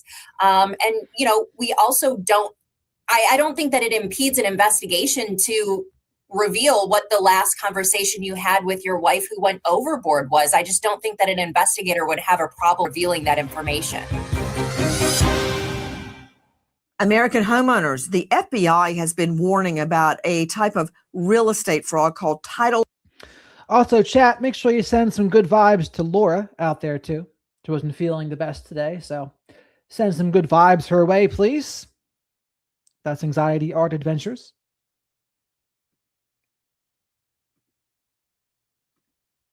Joining us, in addition to Melissa Andrews, Vanessa is the star of Unmasked True Crime Podcast. Vanessa, what more have you learned from the friends? Now, I know the flotation device was found. I know that was found. I think it may have been a cushion. It was found floating in the water, but no Lynette. Right. And I guess that would be one of the pieces of the story that turned out to be accurate. But they've also learned that, well, it's been stated that her Apple Watch was also found. Now, her friends say that she always wore the Apple Watch, but it is possible that that day she decided not to wear it for whatever reason, or that it was charging. But that was also another interesting piece that has come out in recent days. Yes, why was she without her watch? Sydney Silvani joining us, Crime Stories investigative reporter. Sydney, take a look at this new video we've gotten from our friends at Law and Crime. It looks to me like the Coast Guard or the Bahamas police are boarding his vessel. Right. The Soulmate was searched. There was a warrant for electronic devices, including cell phones and laptops. So the boat was searched, and we were hoping maybe some blood, maybe some evidence Lynette was on the boat to keep Brian Hooker behind bars. But as far as we know, nothing of that nature was found on the sailboat. What do you mean nothing of what nature was found on the sailboat? Blood or an indication. Yeah, though they seemed like they're shark-infected waters, but Captain Ron there, that was talking to Ashley Banfield, said that he swam all up and down that thing, so apparently he wasn't afraid of the shark-infested waters. Of violence between Lynette and Brian. How do you know that? We don't know if anything of that nature was found. I would hope if it was, Brian Hooker would still be behind bars. Yeah, I would hope that too. Mark, can we just get real? Take off your defense hat. I'll take off my prosecution hat. We know from other cases you and I have investigated and covered that involve, let's just say, our friends on the islands. I'm thinking of the Bahamas. I'm thinking of Natalie Holloway in Aruba and so many others, for example. And this is no knock. Their forensics teams have much to be desired. And I mean, that's true here in the States. A small town PD does not have the knowledge, the wherewithal. We're seeing it play out right now in Tucson in the Nancy Guthrie search. Once those mistakes are made, once that crime scene is destroyed, it's over. If there had been evidence, it's probably gone by now. because so many people have been on and off the vessel. If there had been any evidence to start with, they don't know how to handle a sensitive crime scene. It's not their fault. Yeah. It's not their expertise. They don't have that many homicides. That's just the deal, Mark. Well, from yeah, I don't disagree with you. From any lawyer standpoint, that we're dealing with something that's a very serious potential charge, we really do want, both the prosecution and any defense lawyer wants, a very well preserved, thoroughly investigated scene. Because a thoroughly investigated scene may very well have as much information that would exonerate the accused as it would to implicate the accused. And we see that many, many times. Overlooked, untested, improperly gathered evidence can favor one side or the other. If it's improperly collected and a defendant can show it's improperly collected, then that can cause there to be reasonable doubt in a jury. However, if an investigation is pristine, then we know that when someone's convicted, so long as the evidence is properly presented, that's going to be a good conviction. They have an AIS tracking system of the boat, and apparently he was on the boat while he was paddling to shore. So there's history of him choking her out and threatening to throw her overboard. So the fact that this is actually happening makes me believe there's more to the story. I've seen him choke out one of his daughters before, and we had to go to court for that. And I was only in third grade. So he's just repeating patterns. That is Lynette's daughter, Carly Ellsworth, speaking out about alleged prior incidents of domestic violence. Jordan Plint's joining us, Lynette and Brian Hooker's neighbor back in the States. According to Lynette's daughter, she observed domestic violence all the way back to when she was in the third grade. Are you surprised? No, because it's something that they always continue to do. It's not like a learned behavior. It's a pattern, like she said. And it's sad that she probably only remembered from third grade on to adulthood. It probably was happening going past before that. To Vanessa Walsh joining us, he is absolutely free to leave the Bahamas whenever he wishes. I want you to hear what the Royal Bahamian Police Commissioner had to say. If he leaves the country, and we need to... And yeah, Marina, I wouldn't be recommending any women get into relationships with him at all. I mean, once you have that kind of track record, I mean, doesn't sound like there's any healthy relationships to be had with him. I mean, add booze in the mix. I mean, too much booze on its own without a personality disorder can be a problem. But personality disorder issues plus booze issues and DV issues, just a no-go, Jack, a no-go. See, and again, we do know that our U.S. counterparts will assist us with that. So we will not hamper in any way him leaving the country. Vanessa, what's to stop him from going to a jurisdiction where we don't have an extradition treaty? There are many and many of them. Well, I do think, I mean, optics wise, it's going to look really bad if he leaves the Bahamas and you've got, local searches going on and police searches going on and U.S. Coast Guard searches going on.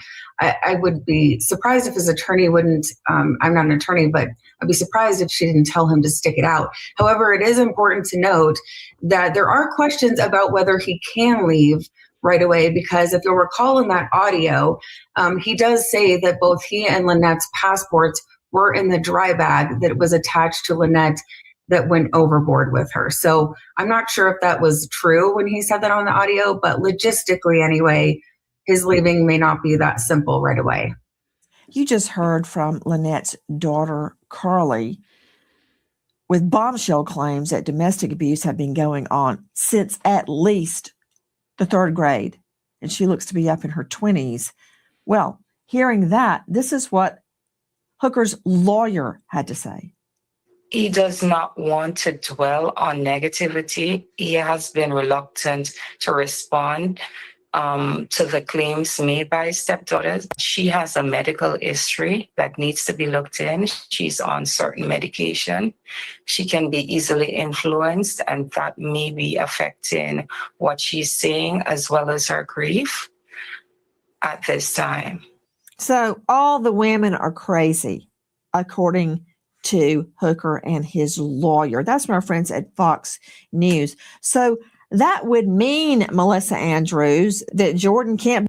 But that's the problem here, right? When it's narc on narc crime, or like, whose story are you hearing first? If you're hearing the narcissist side of the story, that can't truly be believed, right? It's like, and again, if they make the first accusation, it can be tricky because people have been taught these days, oh, you need to believe all allegations, which I get it. I would say you got to act as if they're true. But the problem is when there's narcissistic people out there, they can sometimes lie and they ruin it for everybody. So I'm not saying to disbelieve everyone, but unfortunately, since we know there's narcissistic people out there too, you can't just blindly believe either. Believe her two lying eyes that all the furniture and everything is in her mother's garage, that she, Lynette, has left on several occasions, moved out because of domestic violence. So I guess she's lying. Jordan Prince is lying. Her mother is lying. That would mean that Lynette had been lying.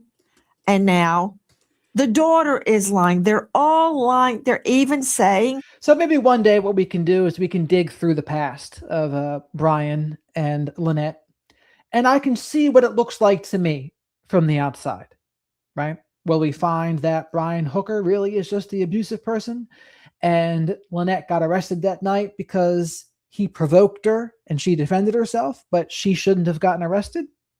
We very well might find that. But we have to do some digging. I don't know. But that's the thing, though. It's tough. It's tough because you're probably getting biased versions of the story everywhere. So what you'd want to see is recordings or text messages, and you get enough of them, you can start to piece together the puzzle. That the daughter has a... And there is still ways, like if you're only going to hear one side of the story, there are ways I can tell like which one is more truthful, but it's tricky. It can be tricky sometimes. Quote, mental illness. She didn't look mentally ill to me. Of course, I'm not a PhD. I'm not a medical doctor, but she seemed to know what she was talking about. They're all lying. All the women are lying. And he's the only one telling the truth. Am I hearing that, Melissa? You are, and I did talk to Darlene, and I asked her after Brian's arrest, what did she think about this? And she said that she thought the investigators were spot on. Also, don't forget, we found court records from 2006 that showed that Brian was acquitted of child abuse. So that timeline lines up with those choking allegations of his biological daughter. Again, he was acquitted. We also found a police report involving Lynette and Brian in Kentwood, Michigan in 2015, in which Lynette was detained for battery. And those charges were never filed because the police said that they couldn't determine who started that alleged assault. So he called police on her, but when police got there, they did not execute an arrest warrant because obviously they did not believe his story. Vanessa Walsh, star of Unmasked True Crime. Vanessa, what more, if anything, have you learned? Well, when I spoke to his friends yesterday, they were very happy that the U.S. Coast Guard has now opened their own investigation. They felt they had a lot of confidence in them.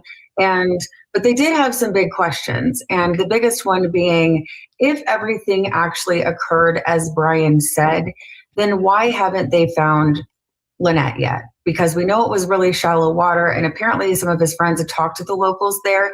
And they said that unfortunately they do have a lot of drownings there. But what they don't have are missing bodies. So it just really still doesn't add up to them. But at the end of the day, their main focus is just finding Lynette. Hi guys, Nancy Grace here. Please join us on Crime Stories and stream it first on Fox 1 when breaking crime news. All right. Well, I guess that was the end of the video. So with that, there really wasn't too much to go over today, like I said.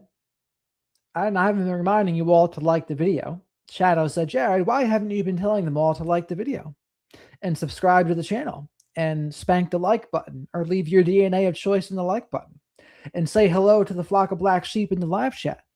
All these things I haven't been doing. So here's my thing with it, right? Like, unless she was the aggressor, why would she feel the need to defend herself? Right? So, like, why would she defend herself? As if he was attacking her. That's what would make sense with the defending yourself thing. But outside of that, it's like, do you think she would really attack him? It's possible, not impossible when there's booze involved, but still. I generally think, I don't know, generally not women's first instinct to do that, but there can always be exceptions.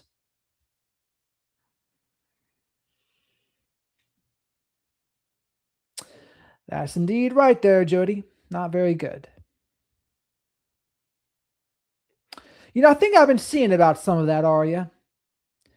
Is that the one where it was the interracial couple? And I was seeing them with all the animals, like the giraffe and the big cats and whatever.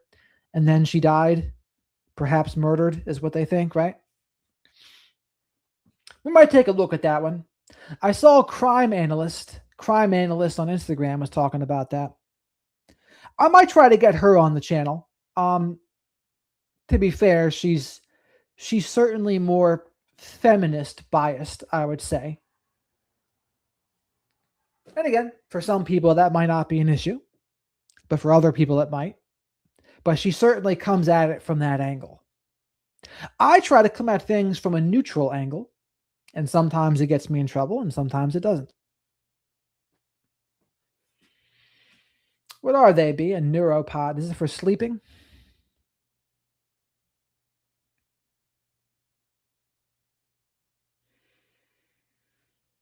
Whose body feed me?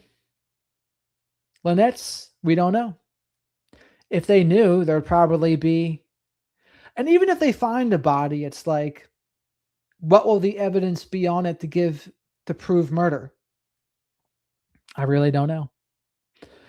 Dana says, I've been alone for it'll be 10 years in July when my fourth husband passed away. Fourth husband. I divorced the other 3, but I miss having someone to share my life with. Just can't find anyone worthy of being with now. And hey, there's nothing wrong with that. I think there can be quality friendships that can be pretty damn good too. Because let's face it, when there's romantic connection and sex involved, things get complicated. Things can get complicated pretty quick, actually. So, yeah, there's the potential for more depth than most relationships, but there's also the potential for more drama and toxicity as well. Granted, there can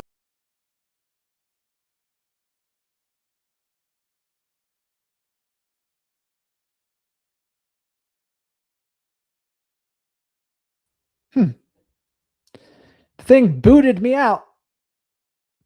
Not sure what's going on here. But anyway, like I was saying, there's pros and cons to everything. So there's pros to being friends, pros to not. StreamYard kicked me out for some reason. I don't know why. I couldn't tell you why. StreamYard's acting up a little bit today. I'm not really very happy about it. Especially since StreamYard has jacked up the prices for what they do. It's like, dude, freaking get your act together. Freaking StreamYard.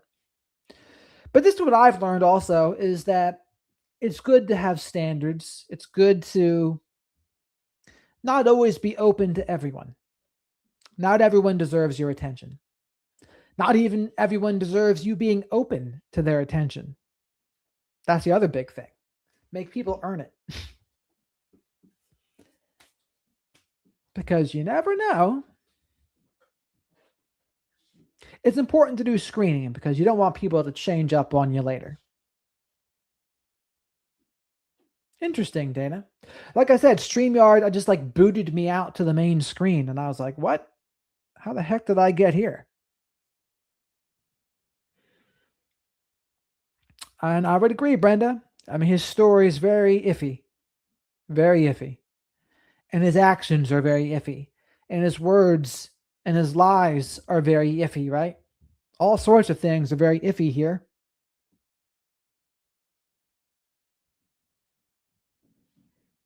Rooster never boosts himself out of the chat. Only very occasionally do I boost people out of the chat. Occasionally. Not as much recently, but also it's because the numbers are lower, so there's less opportunities for trolls. So when you go viral more and you get more views, then other problems come with that. The other problems are more trolls, more antagonism and nonsense.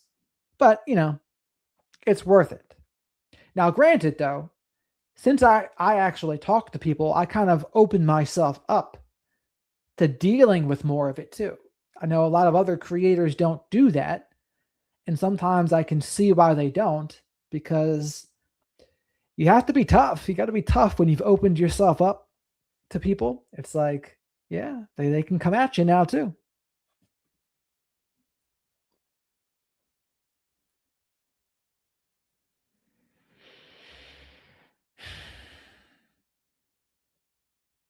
Screen went black. What is this? The end of The Sopranos, Linda? Some people can be, Snow Baby.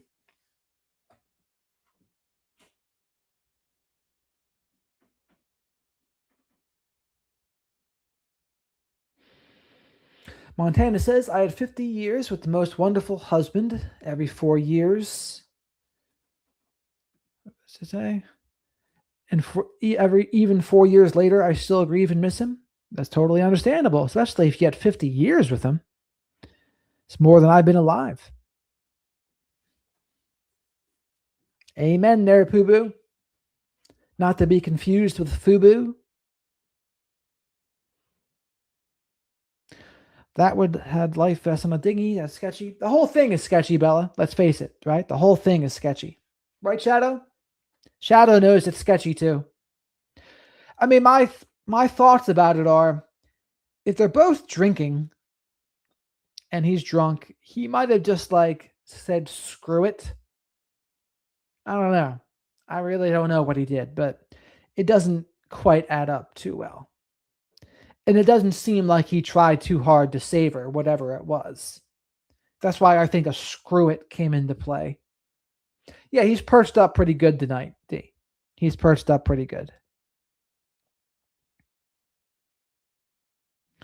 Linda says, granddaughter recently got involved with a supposed person who choked out ex-lady. That's not very good.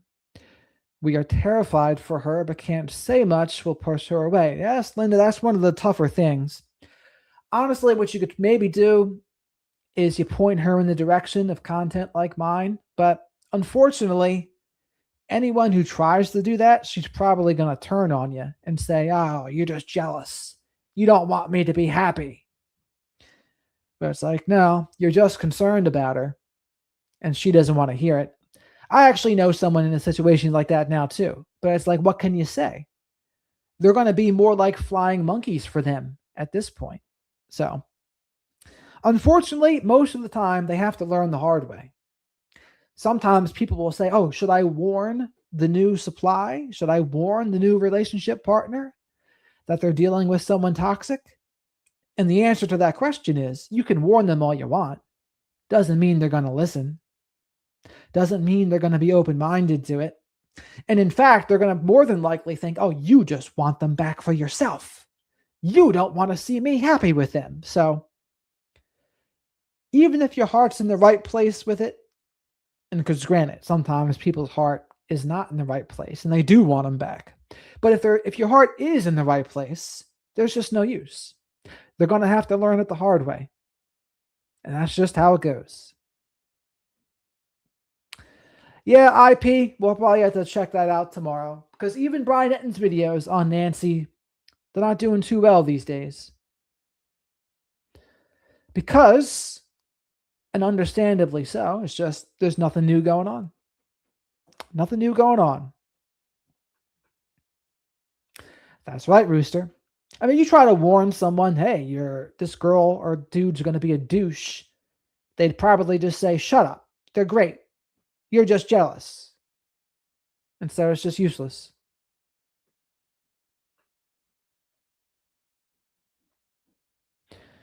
Bella says, sure it is. I live here on an island in Florida surrounded by water. Boats, sailing dinghy, paddle boats, kayaks, piers, high surf rip, currents, hurricanes. I love the water. As a Pisces, I love the water. So it's just one of those things where, because here's the other thing, narcissistic people, they can have a good mask, by the way, right? They can have the mask on. It's often not until conflict occurs or something. Sometimes conflict can be invented too.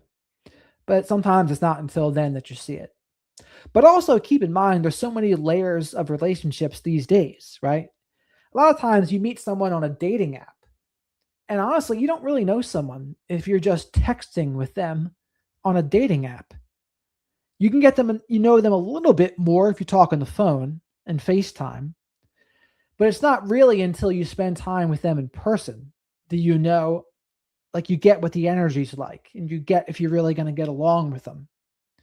And that's the thing. Doing what I do, I've met people from all over the world.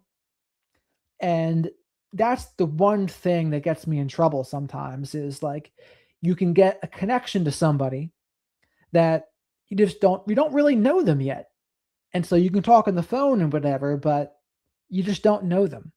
So that's why it's always preferable to me to meet someone close. It's just better. Hello there, Jenny. But that's the thing, though. Right now that we have the internet, you can meet people from all over the world.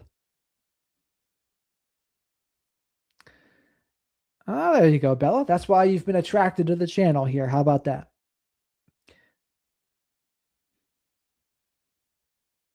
But yeah, once you meet people in person, then you really see. You'll notice more quickly what the deal is then. But you can text, even talk on the phone and send voice notes, but it's still not the same. So I've burned myself several times with that, where it's like you get this connection, but you haven't even met them yet. And then it kind of crashes and burns once you've met. And it's like, oh my God, what did I do here? I just wasted all this time.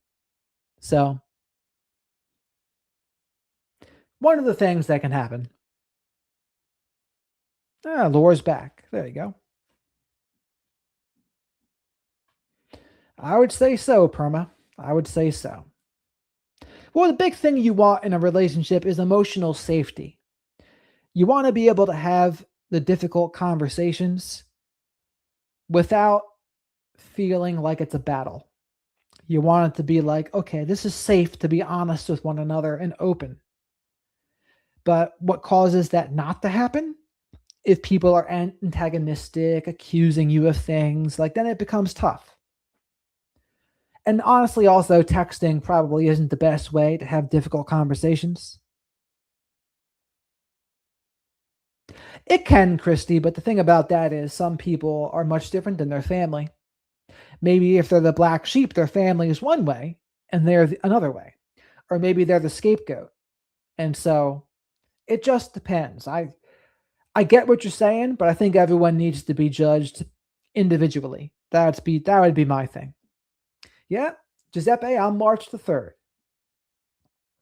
Is there a matrix dissociation with internet connection? I don't know necessarily what that means.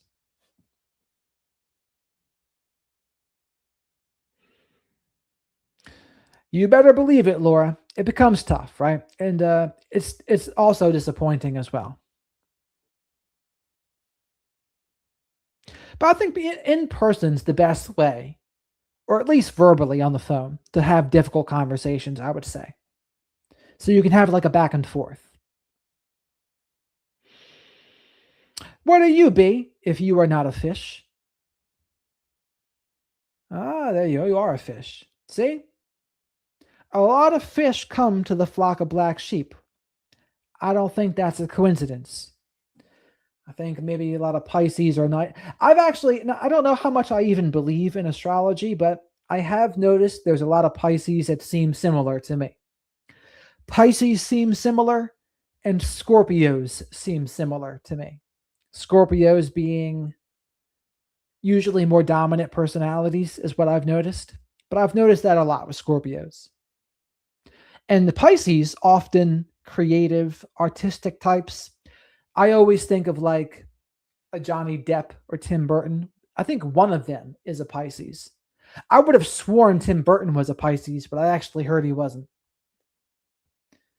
That actually makes sense for you, B. That makes sense. It was Tim Burton's birthday.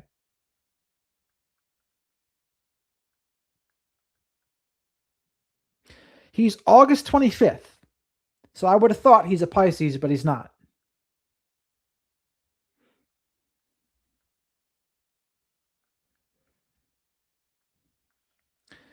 Johnny Depp birthday, June 9th, 1963. Kurt Cobain birthday,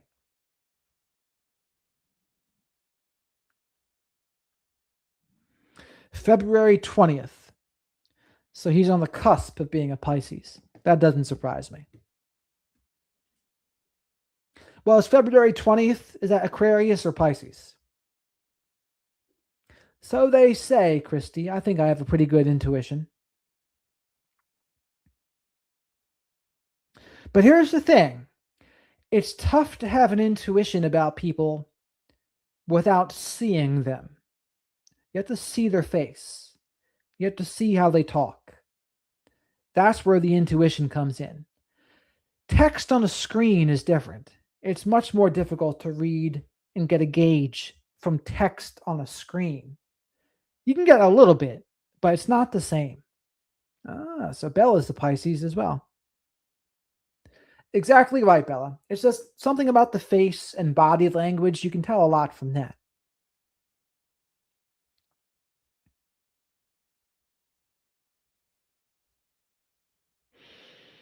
Well, rewind 9 months from March. What is 9 months from March? June. So conceived around June-ish to be a Pisces, right? That makes sense. You were conceived in the heat.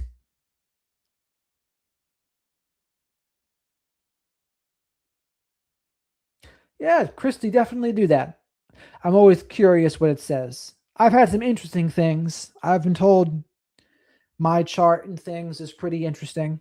So I've heard. But we'll see. You never know about some of this. I could see B being born a blizzard. The Blizzard of Oz, they call her.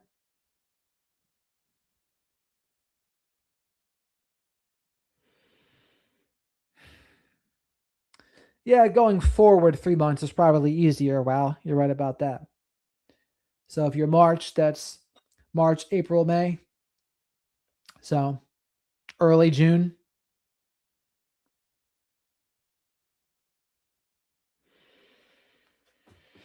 Wow, is another Pisces. See? We might just call this the flock of Pisces at this rate. Not a flock of black sheep, but a flock of Pisces. But it wouldn't be a flock. It'd be more like a school of Pisces at that point. A school of Pisces. Like a school of fish. Rooster. He's like freaking Bruce Springsteen, born in the USA. Did he watch the new one with Lip from Shameless playing Bruce Springsteen? I didn't see it. Apparently, Bruce Springsteen fans really liked it, but I don't know if other people really liked it. But I do like that dude, Lip. Lip is a cool dude. One day after me, Mike, then, because I'm March 3rd.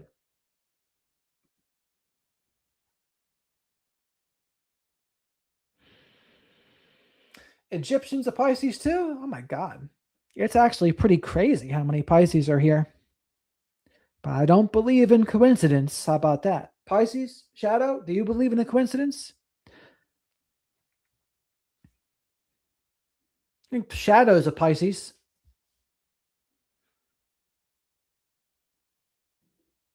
I think Shadow was purchased before March 20th, I believe.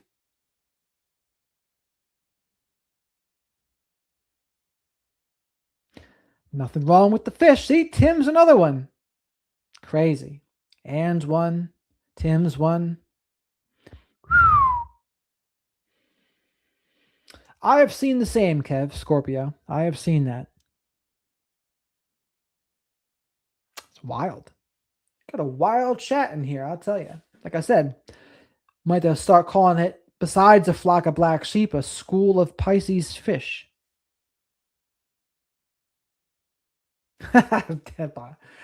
I've heard some people say things like that, Danielle.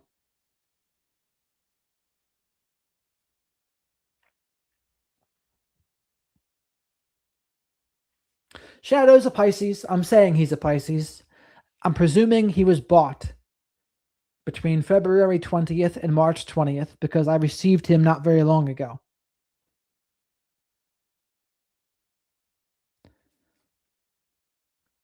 But if not, it would be the one right after. So many. So many. Libras and Geminis. All sorts. I'm glad B can tell. That's what's important. 13 people in the chat. Yes, if you're here and you didn't like the video, press 1. Shadows demands that you press 1 if you didn't like the video. Press 2 also if this hooker case really interests you. Because, we'll have to see what comes up next. But the next thing now will be, will they find her body? And then will there be charges? When will that occur? We will have to find out. Because right now, we don't know. Look at Danielle creeping in here. Not Danielle from hell, but the other Danielle. The days of Aquarius Jackie. So yeah, so we're going to keep posted on this. And, I was looking through Law and Crime Network. I was looking through Tony Bruschi. I was looking through Brian Netton, Joe Pags. And we seem to be in a little bit of a lull of cases here. I guess the sentencing for FedEx dude's coming up. Since he admitted his guilt. So it's really just about, is he going to get the death penalty or life in prison without the possibility of parole? And that's Texas, by the way. When's that start, B? That case might not start soon enough. At the rate we're going.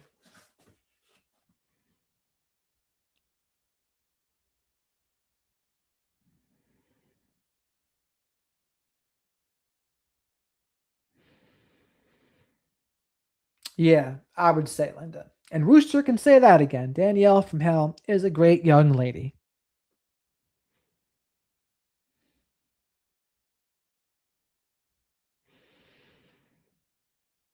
All right, so we got 11 days for that then, B.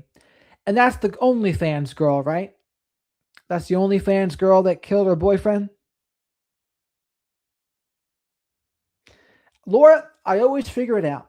The universe has my back because every day, in every way, I get better and better. And I try to learn from my mistakes and what I can do better. Constantly learning. Because if we're only ever blaming the past folks, we are not growing. We can take a look at our side of the street as well, regardless of what has happened in the past. That is how we grow. That doesn't mean it was our fault, what happened to us, but there's always something that we can learn. All right, Giuseppe, you have a great night there. How many here are going to Crime Con? Where is that, Bella?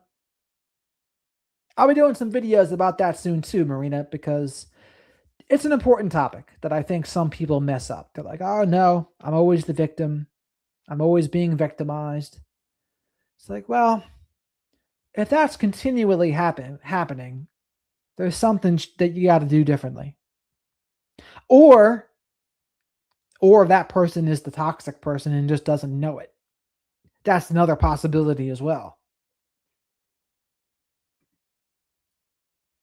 Otani. How's he doing this year from the Dodgers? I really was rooting for the frickin' Toronto Blue Jays, but they let me down. You got it, Danielle. The letter will be only good vibes. And whatever it is, you'll be able to handle it with ease and grace. Oh. Where is CrimeCon, though? It's all we can do, Danielle. It's all we can do. Like we learn, of course, about other things, but once we learn about narcissism, it comes down to what can we do differently? That's really what it comes down to. Like, oh, should we have walked away sooner? Should we have, what? Not engaged in something? Like, what should we have done? There can usually be something. And again, that's not blaming a victim. It's just recognizing the power is on our side of the street. I stayed away from talking about that stuff for a while because, especially on Instagram, I get so much pushback for it. And I realized, like, but it's important to talk about. It just is. You can't just fall back on the it's always someone else's fault routine. It doesn't do you any good. So I'll be talking more about personal responsibility, owning things. So we're all in the West, Bella. Are you going, Bella?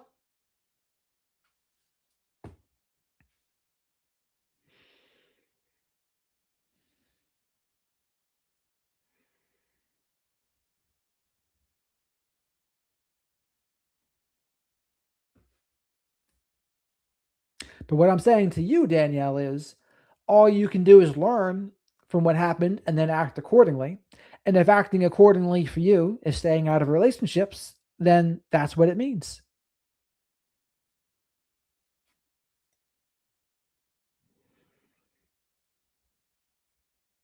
Yep, and that's certainly true for some of them, Danielle. Absolutely.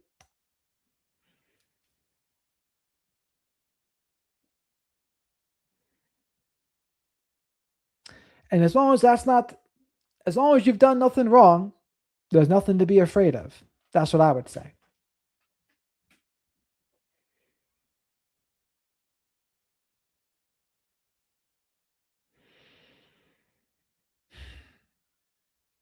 I mean, I think my mindset was different than many women's mindset with it, but that's just was always my default, was to look at my side to see what I can do differently, because I learned all about self-help stuff before the narcissism stuff. So I had that paint my knowledge of it. But again, like I said, not everyone likes it. And whatever that looks like for people, Danielle, that's where it's all about, right? So for some people, that means they're going to be by themselves or just hanging out with friends. With other people, it's like, because there are good people out there too. Like, there's not only abusers out there either. Like, that's not reality. There are certainly some, but to say everyone, I wouldn't go that far.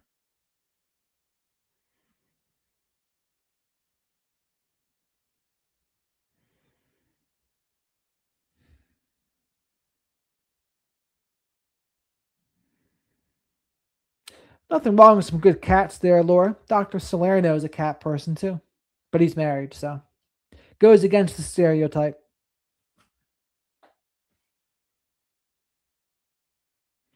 It's a good obsession to be into learning, Bella. That's what I would say.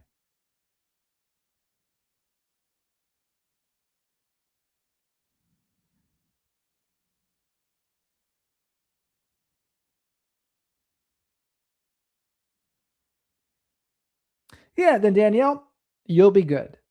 And I would say, live in the now with it, and whatever it is, you'll be able to handle it. That's what I would say. Good vibes. But a lot of times what happens is people, you know what they say, what it is? Worrying. Worrying is nothing more than a negative meditation. And that's what happens. That's what people are doing when they worry. It's a negative meditation. That's what it is. Amen, Marina. Knowledge is power.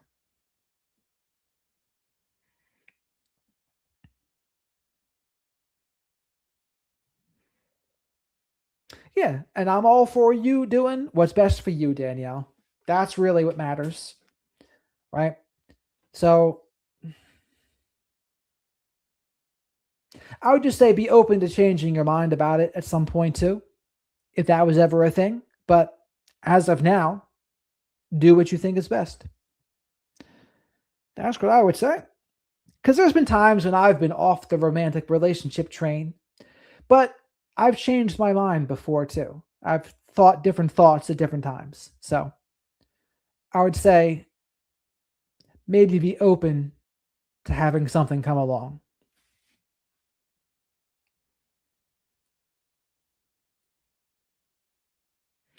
That could always be possible, B, that could be what it is. Yes, we'll be expecting a report tomorrow night, Danielle.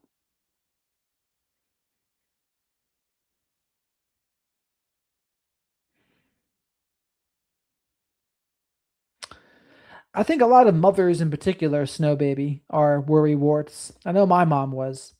But it doesn't help, though. That's the thing, right? Does it help? It only helps to the extent that it pushes you into action in cases where action's actually helpful. Because there are cases where there's nothing you can do. Action's not helpful, so. But, you know, you can go to the gym. Anxious energy is good to be burned off at the gym.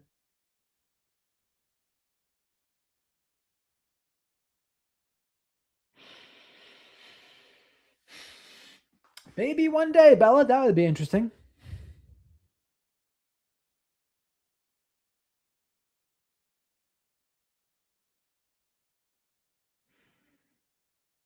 Huh. Now that's the spirit, B. Danielle, it could be a magical check worth $10,000 of backed IRS taxes. They owed you a $10,000 refund. And they want to make sure you get it. So you're going to sign it. You never know.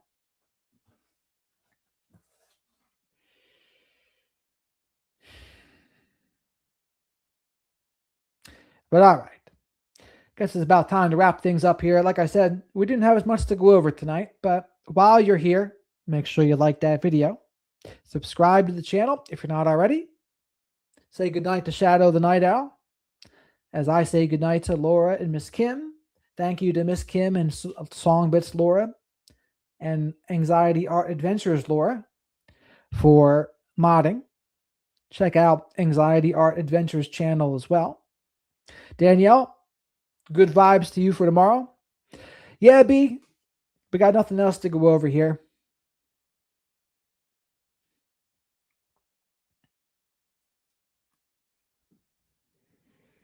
You have a great night, Bella. And this, the other Danielle Savoy. Gotta come up with a nickname for her. Danielle Savoy 8694. Not Danielle from hell. Thank you, Dana. Wendy, there you are. Thank you, Wendy.